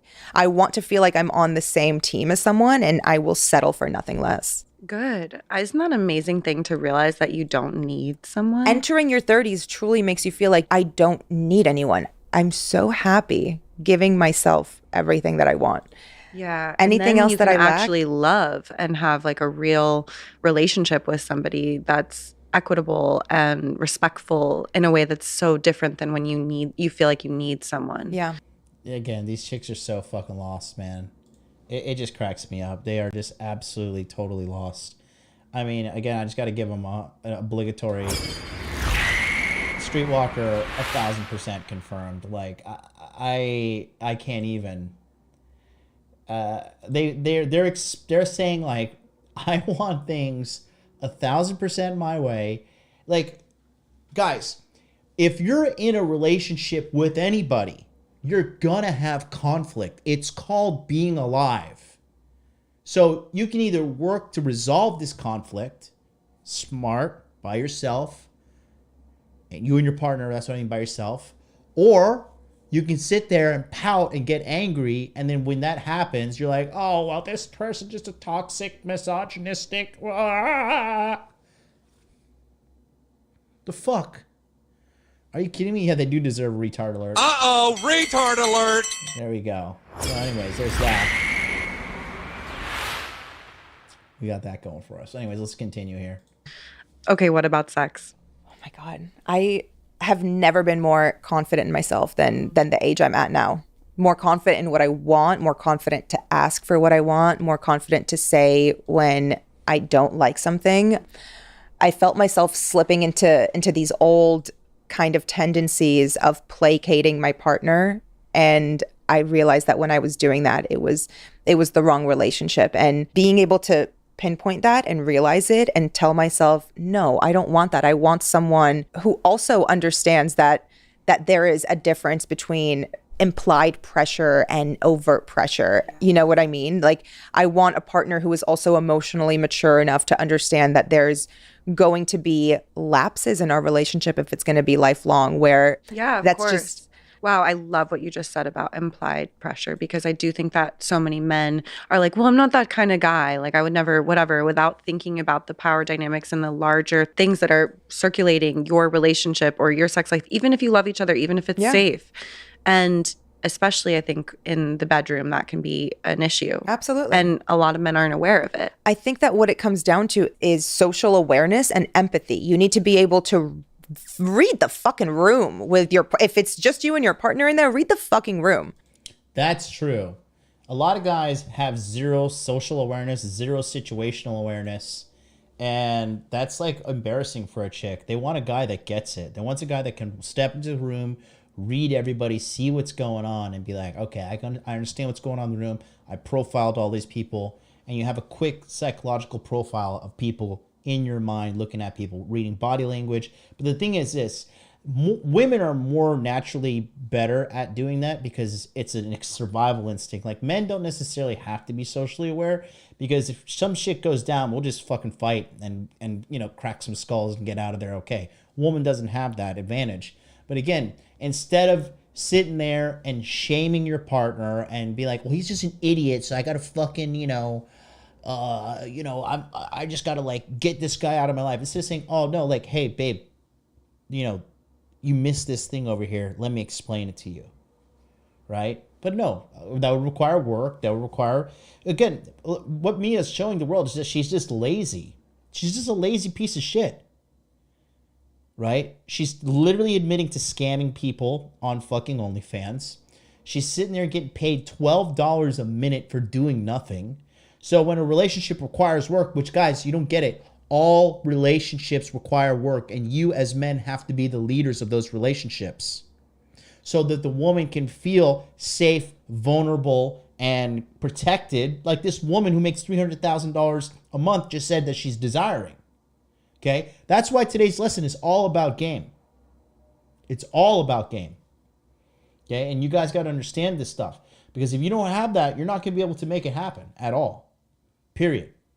Consider your partner, and consider them as a woman, and like what their experience has been, and especially for you as somebody who has a complicated relationship to sex in your body. I mean, I think you do. Absolutely, I do. And choosing a partner just becomes that much harder because I can see it from a mile away when someone's intentions are a little off. I can feel the vibes from a mile away, and I will go just nowhere the near that little red flag, and you're like, oh, I know what you're doing. Yeah, I can, exactly. and you know that in a 6 months is going to be a giant red flag. Oh my God, you're not going to see anything else. It's going to be the tiniest red flag immediately disqualifies people. No, again, you like, that's why these chicks are basically both of them are in their 30s and they're single, because you're out there looking for the perfect person. The perfect person doesn't exist. The perfect man doesn't exist. And for you guys watching, the perfect woman doesn't exist, okay? And everybody settles to some extent, all right? Stop listening to these content creators out there who are like, oh, my relationship is problem-free and I found the perfect woman and I've never had a fight in 15 years and blah, blah, blah. They're lying. They're lying. They're full of shit. They're fucking liars and they're conning you. They're full of shit. The perfect woman doesn't exist. Conflict is a natural part of a relationship. You're two humans with two separate perspectives on reality, and it is not okay to get out there and demand perfection from these chicks. It doesn't work. And you are setting yourself up for failure. And if you have a content creator that's telling you that shit, stop following them, stop watching them, because if there's one lie, there's probably a myriad of lies. And you, as a person searching for answers, searching for truth, looking for a fucking solution to your dating problem, you can't deal with people who are going to sell you these comfortable lives to make you feel better. Like, oh, my fairy princess is out there. Like, oh yeah, look at me. I'm in my 40s and I'm fucking fat and I have no game. But yeah, I'm totally going to be able to have a fucking team of women in their mid-20s. No, you're not.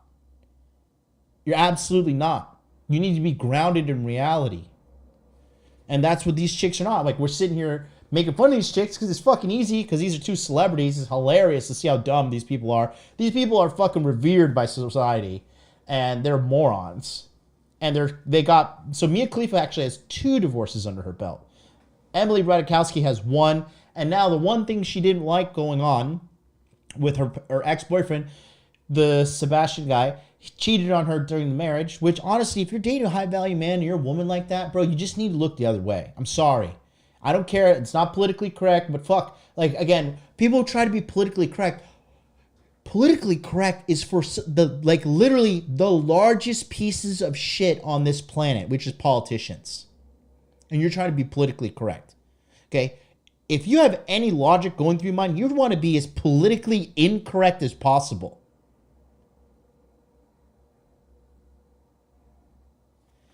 That being said, you're going to have conflict in these relationships.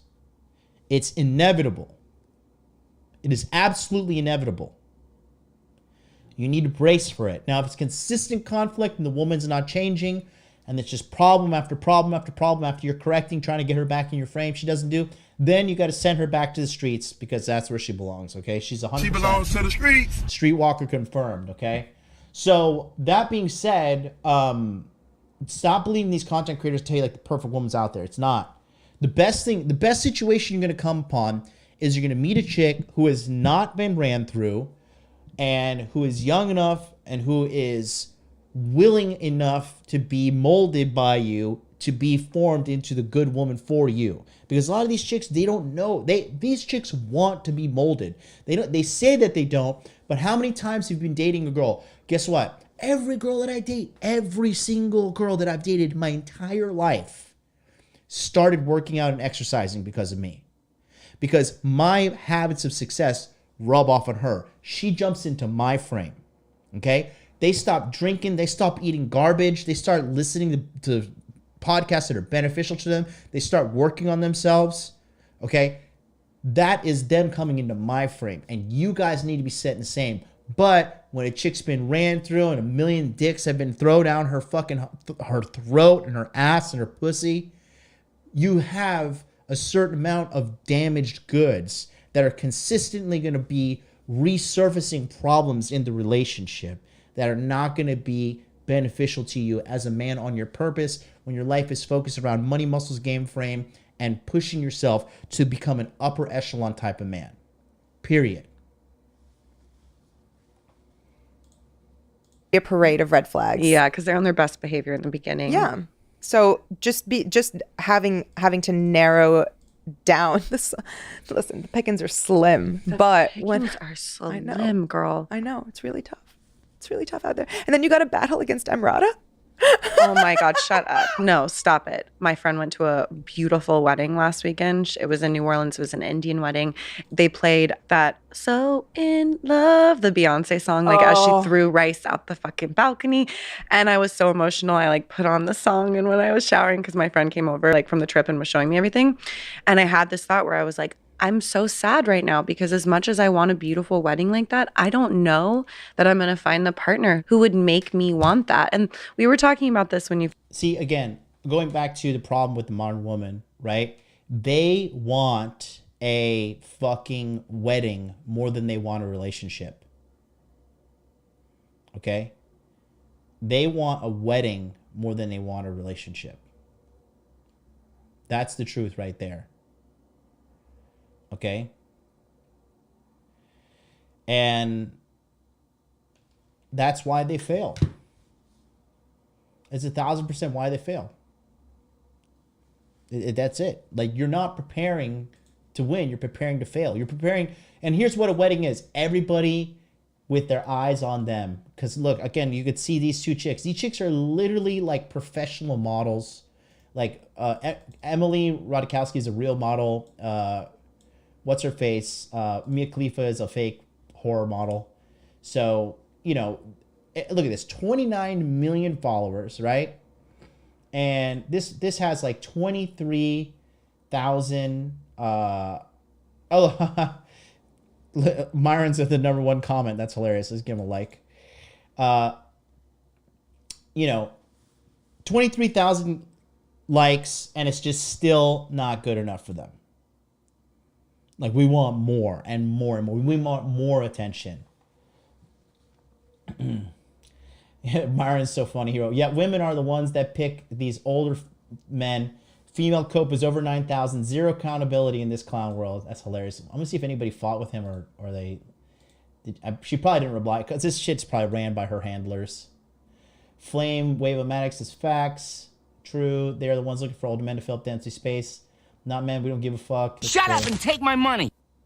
It's funny. And if you kind of look at like Mia Khalifa's like comment section, like there's an army of base dudes in here just like shitting on her for being an idiot. Like, these girls are both so retarded. Like, handing over their guns. Like, study. You claim to be so smart and spiritually awoken and everything. Have you ever studied any society where they handed over all their guns to the government and what happens next? It's mass fucking genocide. What the hell is happening in China right now? They're literally putting people in concentration camps because the Chinese people don't have guns. They're sending out medical soldiers, people that are medically trained with machine guns, and putting these people in literal concentration camps, medical concentration camps. And you're saying like, oh, I'm doing my part to hand over my rifle because I'm a dumb whore, and the only thing I've done to get anywhere in life is fucking sexualize myself or get fucked by a dude.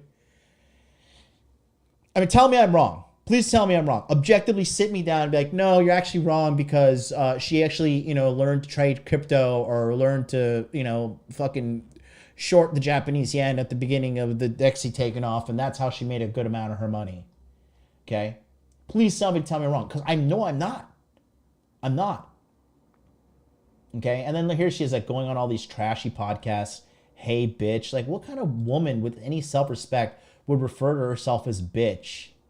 Okay, again, this, I digress, okay? This is not a podcast for me to sit here and like bitch and whine, okay? Because I hope that's really not what it's coming off like. I'm trying to find the picture of her and the gun. But anyways, let's just give her what she wants. Just put her big tits on the fucking channel, on the thing here. But these chicks, like, there's just no, there's no self-awareness. These are two privileged chicks who suck at managing relationships, and given all of their money and all of their resources, they haven't said like, you know what, maybe I suck at relationships. Maybe I should go to a relationship coach and learn what I'm doing wrong. No. Men are bad. Oh, I'm getting into crystals, by the way. I'm getting into crystals. Let me explain to you that statement. I'm getting into crystals. So I'm learning which crystals bring certain energies. And I bought my crystals from this little box, crystalbox.com, from a factory in China. Okay, so these Chinese stone factories, these Chinese crystal factories are giving you the source of all your witch power. Got it. Okay, fantastic. John Alba, 1999 super chat. Thank you so much for this. A huge donation, bro. Appreciate it, man. Yeah, appreciate it, dude. Thanks so much. Yeah, if you guys feel like sending a donation, by all means. I mean, I'm dropping some serious heat over here. Happy belated birthday, John. Thank you for all the work you do for me. Thank you very much. I'm going to keep on keeping on, man. I'm just trying to figure out this whole shadow ban situation because it's just so frustrating to like actively know. Because, dude, I was talking to one of my clients today, and he's a smart guy, great guy, doing so well. On his weight loss journey, paid off $70,000 of student loan debt this year. Like, fantastic individual, beautiful spirit, man, beautiful guy. Like, guy has just like been through hell and high water, and he's still just waking up every day, kicking life's ass, you know, losing weight, making money, got a 6-figure job by listening to the podcast here. And then, you know, he met a dude randomly out and about in his life. And he was like, oh yeah, I've heard of MLD. And I'm just give me a second here. I'm not trying to show off, right? But like with what's going on with me and this brand, right? Sorry, is my shit broken? Sorry about that. But with you know, with my brand and what's going on, it's kind of crazy. Like I'm starting to realize my reach, because even people here in Tokyo, like young men here in Tokyo, like I'm getting recognized. I got recognized in the airport. I got recognized in Gold's Gym. I think my message has far more reach than I actually think than it actually does. But obviously I'm not nearly at the level of Fresh and Fit, and that's fine. But I'm just happy to see my words transforming, because to be honest with you guys, when I'm doing things here on the channel, you know, I'm looking at the numbers. I'm looking at the analytics. I'm looking at things being suppressed in like a live feed of things being suppressed on my channel, and like my reach being stifled. And shut up and take my money. I just I don't know. It's kind of crazy just to see the influence I'm having on everybody, and my message get out there, because I just, like, when I turn on this camera every day, it's like I don't know if you guys think this, but like when I turn on this camera, like I never sit down in my studio and think like, all right, how do I get live chats, or I'm sorry, how do I get super chats? How do I maximize super chats today? How do I maximize this? Like, I do want people to sign up for my courses, because you come into the Masculine Empowerment Network and we work on getting your shit sorted, right? That I do want, but my agenda is changing the world. My agenda is like helping guys get better. And I don't plan on doing anything else, you know? I'm 37, and reality is I've only been live streaming like 3 years. Like come this January, I mean, I guess technically we're at the end of the year, so now it's been 4 years. You know, averaging about 150 to 250 live stream viewers. I do think that I should have more, and I do think there's some kind of algorithmic suppression going on. Or maybe and the reality is, and I have to take accountability, maybe my content does suck. Maybe I need to do better. Maybe I need to fucking be more entertaining or dramatic or whatever. I don't know. Maybe because, you know, obviously I'm in this temporary studio right now. But I never have an agenda of like, I need to make more money off of my fans or whatever. Like, I have products that I sell, that's for sure. And that's no doubt. But it's never like, oh, I'm like scheming to get this. But ultimately, I just want my word and reach to get out there. So that's just my thing I wanted to say real quick. Shout out to John Fox. This is the truth is spreading, right? Billy Huang says, shill some soap. Never going to do that. Never going to shill any pheromone shit like that. Like, dude, I'm not Richard Cooper. He can fucking, like, that's legitimately grifting. I'm not going to grift that shit. He's only in it for the money, bro. I know that guy behind the scenes. He just cares about the money. He doesn't have the fucking solutions. You know, you sit there and if the backbone of your brand is shitting on women, then you have no solutions. Okay? And that's the majority of these red pill content creators. They don't have the solutions. Shitting on women is the only thing they say to do. And they don't, like, it's two things, right? Like, one, are your followers getting hardcore quantifiable success? And two, what's your track record with women looking like? Are there scandals? Are you getting arrested for locking a woman in your car and jerking off? Are you getting arrested and shut up and take my money? Are you getting 8 fucking counts of kidnapping and shit? Are women coming out and doxing your DMs and showing that you have no fucking game? If that's happening to your favorite red pill content creator, mate, he's got no fucking game. Okay? So anyways, yeah. Wraith's in the house. $10 super chat. Men is the way to make a quick change. Yes, it is, bro. Absolutely, bro. Absolutely. Appreciate you. Isaiah Playa, MLD is truly helping men out here. Been leveling up and teaching my younger. Good stuff, man. Rick Terry says, MLD, your message has tremendously helped me personally. You've done great things with the motivational side of using the tools to make your life better. Thanks so much, man. Thank you so much.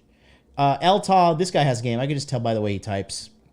There gets to a point where you see someone enough that you conclude that something is off. Yeah, exactly. Anyways, let's wrap it up here. We got to listen to 9 more minutes of these hoes, and I'll scroll through their Instagram to keep titties on the screen to keep you guys engaged. First came in and you're like, listen, getting divorced many times, like it's just that's where it's at, you know? I don't bat an eyelash. No, I won't draw shit out. Yeah. But I have to say, I think there's something really beautiful about having faith in love and in relationships. And that's something that you have still. So even if we are in our protecting our peace bitch era moments, I still kind of hope that I do find. Sorry, I have to interrupt again. Like what the fuck? What kind of normal person, like, I'm in my bitch era? Like, why would you even label that part of your life? Like, I am in my insufferable cunt era. That is what is going on with me, right? I am in my turbo whore era.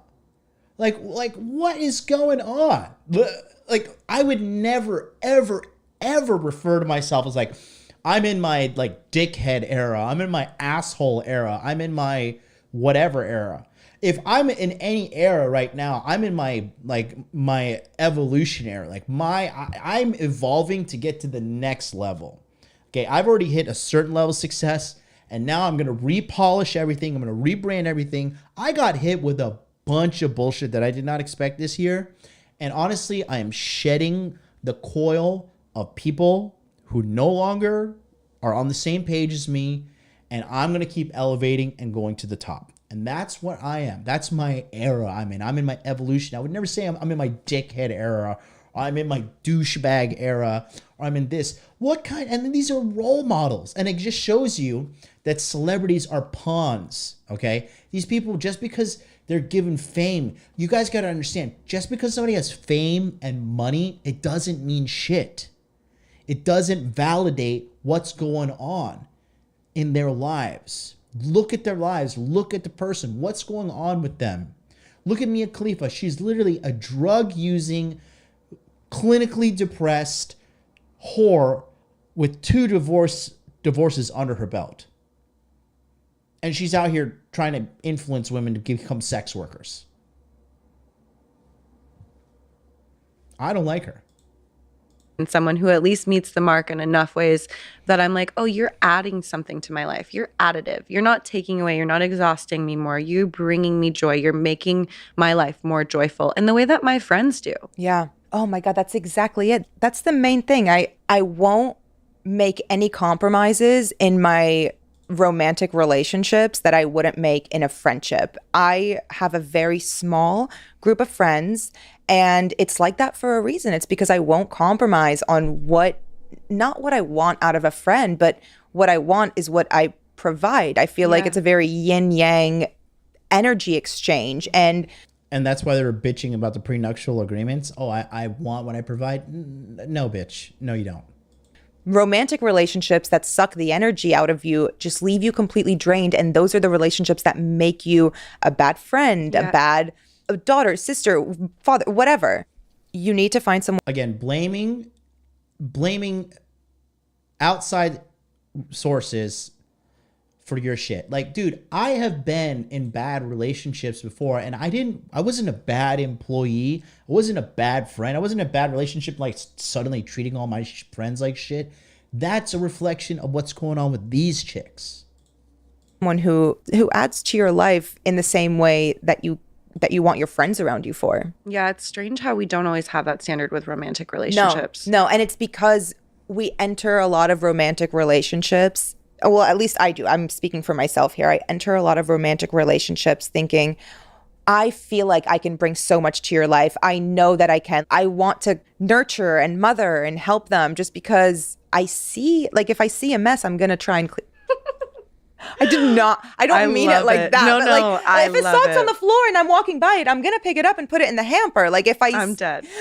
I'm so dead. I'm so dead. This is the most amazing analogy I've ever heard.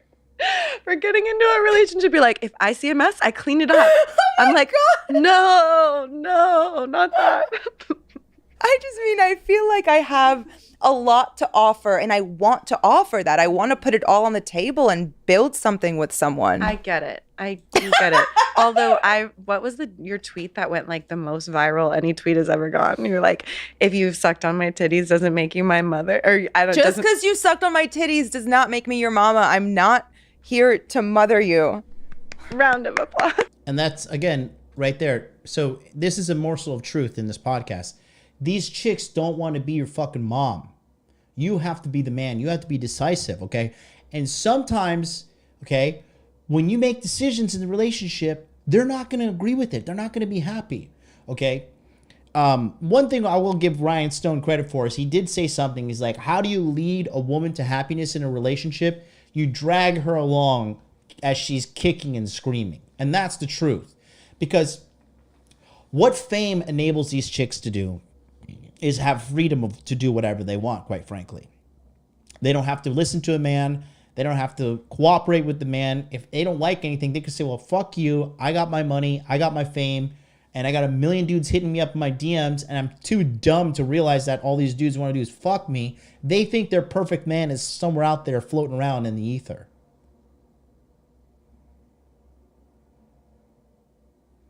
And it's just not. It's a delusion. It's a lie.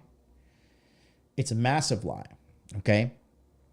And so, like, I'm just going to rewind it here. Just listen to this one more time. Clean it up. I'm like, no, not that. I just mean, I feel like I have a lot to offer and I want to offer that. I want to put it all on the table and build something with someone. I get it. I do get it. Although what was your tweet that went like the most viral any tweet has ever gone? You're like, if you've sucked on my titties doesn't make you my mother. Or I don't. Just because you sucked on my titties does not make me your mama. I'm not here to mother you. Round of applause. Yep. Round of applause. And so, like, they don't want to be mothered. And so the thing with you guys, and that's tied to Frame. Frame is not on because this episode's more about game.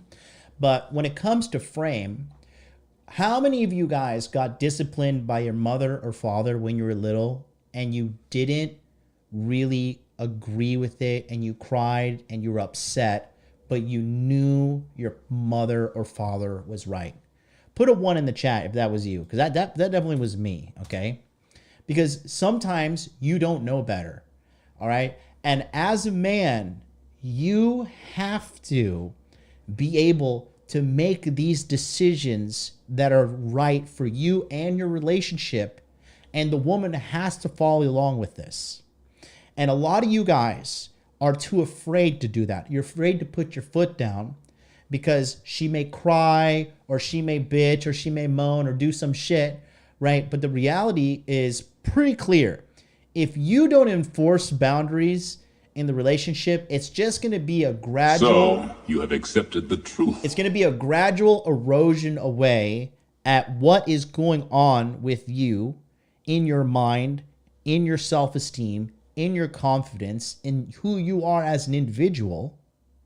And then you're going to become a completely different person. She's going to fall out of love with you anyways and then leave, cheat, etc.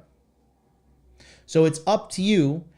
Guys, stop trying to be liked by everybody. Stop trying to be everybody's fucking friends, okay? Be yourself.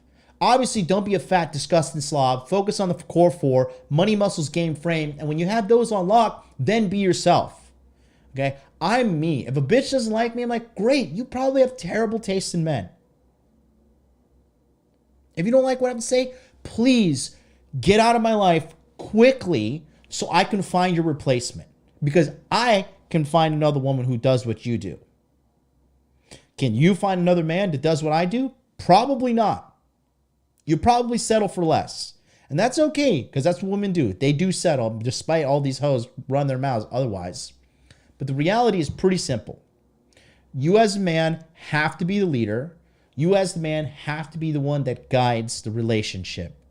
And that means you got to make the decisions that ain't friendly for everybody sometimes. You got to be the bad guy sometimes because you got to be thinking for the large picture, okay? For me, I don't, like, if I'm dating a girl, I don't let her hang out with girlfriends that shit talk me. Why would I do that? I won't let my guy friends sit around and shit talk my girl.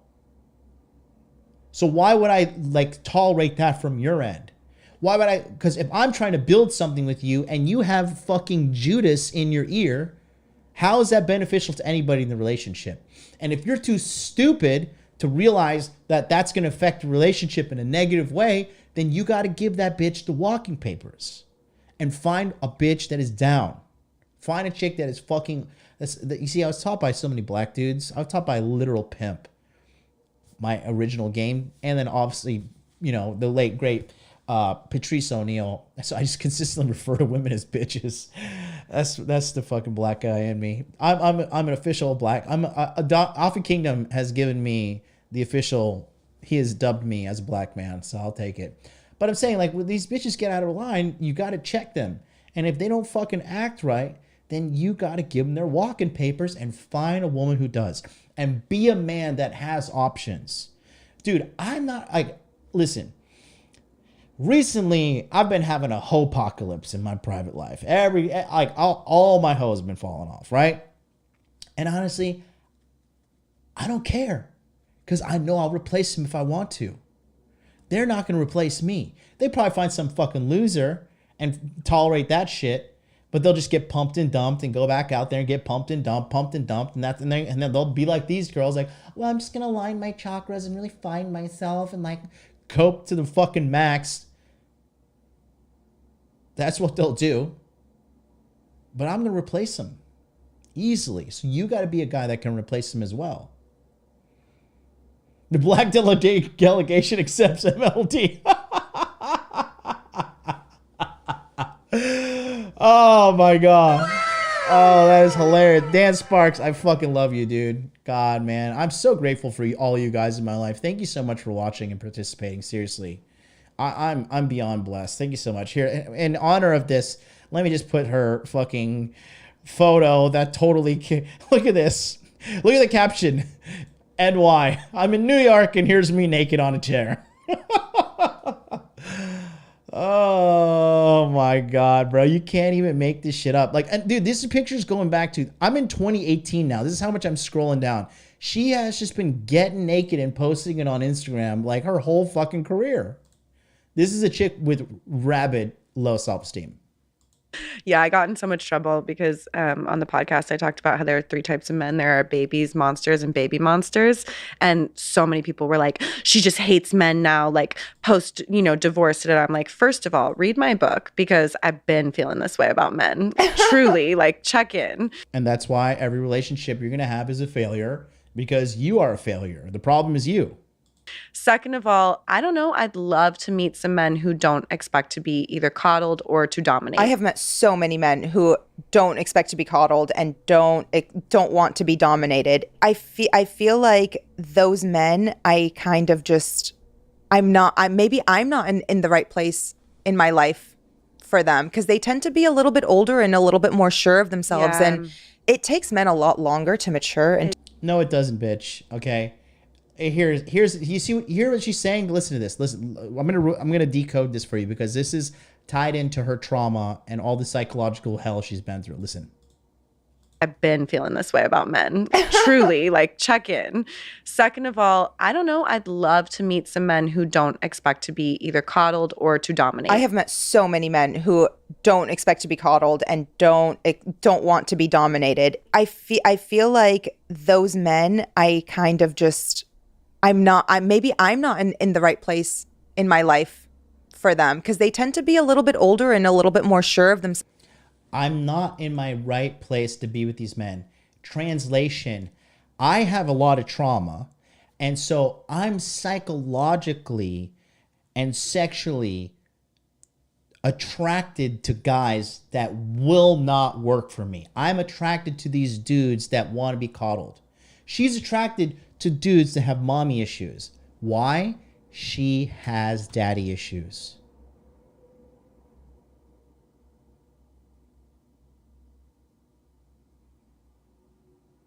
Let that sink in for a second.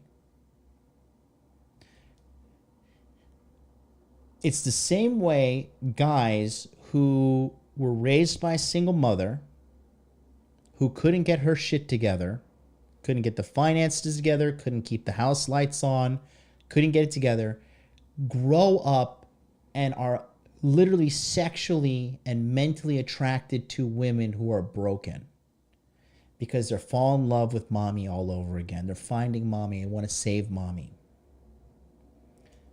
Exactly what's going on here with Mia Khalifa. And it takes men a lot longer to mature and to grow than it does women.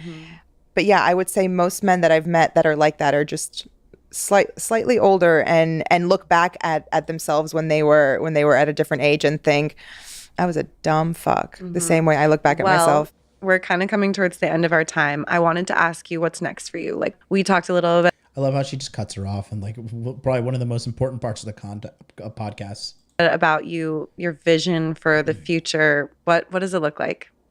I'm launching a body jewelry line. Amazing. That I've been working on for like 3 years, and it's my fucking baby. It's my entire life. I'm so proud of it. I'm so excited for it. And I've been spending a lot of my time in Europe just with my creative team launching that. So what I see for my life is starting to veer away from these things that require me relying on my body. I want to build something tangible and go into an office, and this is just like scene setting in my head for my maladaptive daydreams. Like, I want to go into an office. I want to not necessarily drive a certain type of car, but I just see myself getting out of a car holding a bag of a certain weight because it has a certain amount of document. Like, these are the things that I get down to the nitty gritty details. I have to say, you've already done that more than you think, though. I mean, because I watched you on the BBC. I've watched, just here today, like, you are so smart and you have so much to share with the world. You're already using your mind and not using your body just by even talking about the things we talked about today. That stuff is so important, and you have the platform, and God knows you failed. You say failed upwards. You climbed. You climbed. It was a fucking tumble. I fell down the stairs a couple times. Going back to camming, what did feel like 3 steps backwards when I was taking a couple steps forward.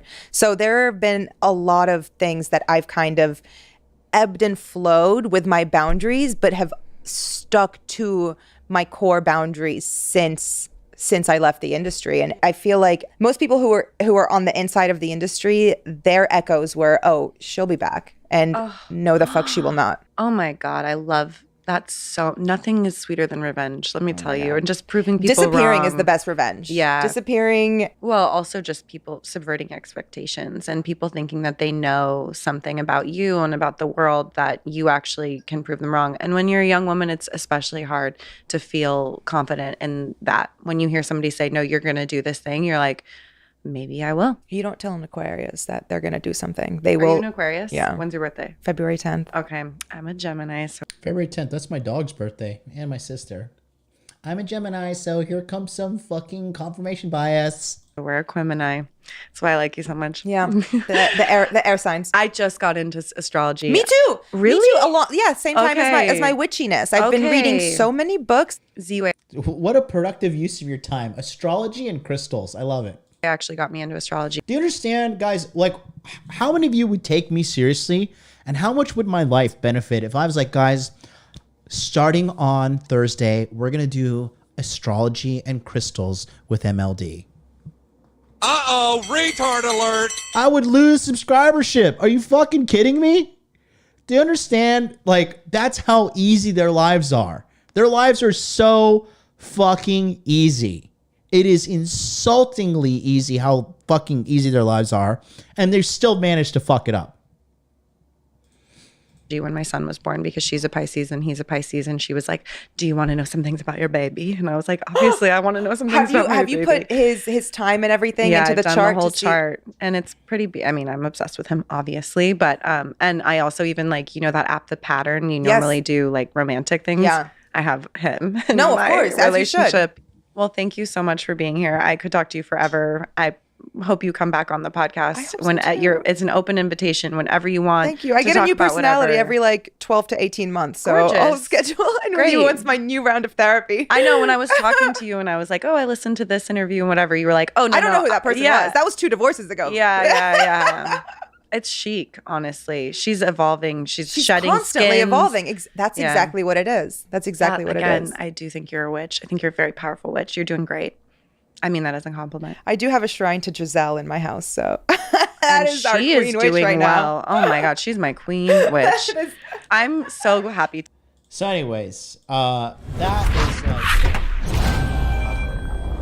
kind of just give a little bit of a breakdown. Something like I said, this is why this long form content is more beneficial to you guys, because I just can't sit there and clip out things and highlight things. That you need the whole context. Like, I know we're in this TLDR generation where everybody wants to fucking have the short answer given to them in the most efficient way possible, but some things in life you just can't do that. Like, you just can't go to the gym and get jacked overnight. You can't lose weight like that overnight. And just the same way you can't rebuild your mind and unplug yourself from the matrix and fully red pill yourself overnight. You have to do the long work. But at the end of the road, there's freedom, there's power, there's strength, there's intelligence. And that's what I want for you guys here. Okay? And that's what we're offering here as well. Don't forget. Guys, mark your calendar. December 29th. Okay? The Masculine Empowerment Network is going live. You can only enroll for 5 days. What this is a video course called The Dark Past Harem, where I teach you how to date and profile multiple women so you can end up with a decent woman and find a good girlfriend. Find a woman who can take care of you and know what it's like to have multiple women, dating multiple women, spinning plates, and having them take care of you. And then 2 weeks of daily live stream coaching from me and my team of experts who are masters in money, muscles, game, and frame.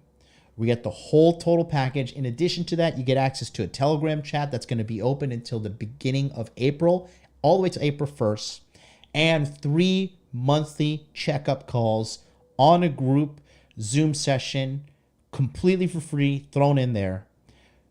The webinars, everything is going to be accessible, but you have to sign up on December 29th to January 2nd. So go to the masculineempowermentnetwork.com, put your email address in right here, click here to get on the waiting list. It's totally for free. I'm not going to spam you, none of that at all. And I'll see you guys tomorrow for the Tokyo Crypto Show. And don't forget, before we go, I want you guys at home to say it with me, the core 4: make money, make muscles, learn game, hold frame.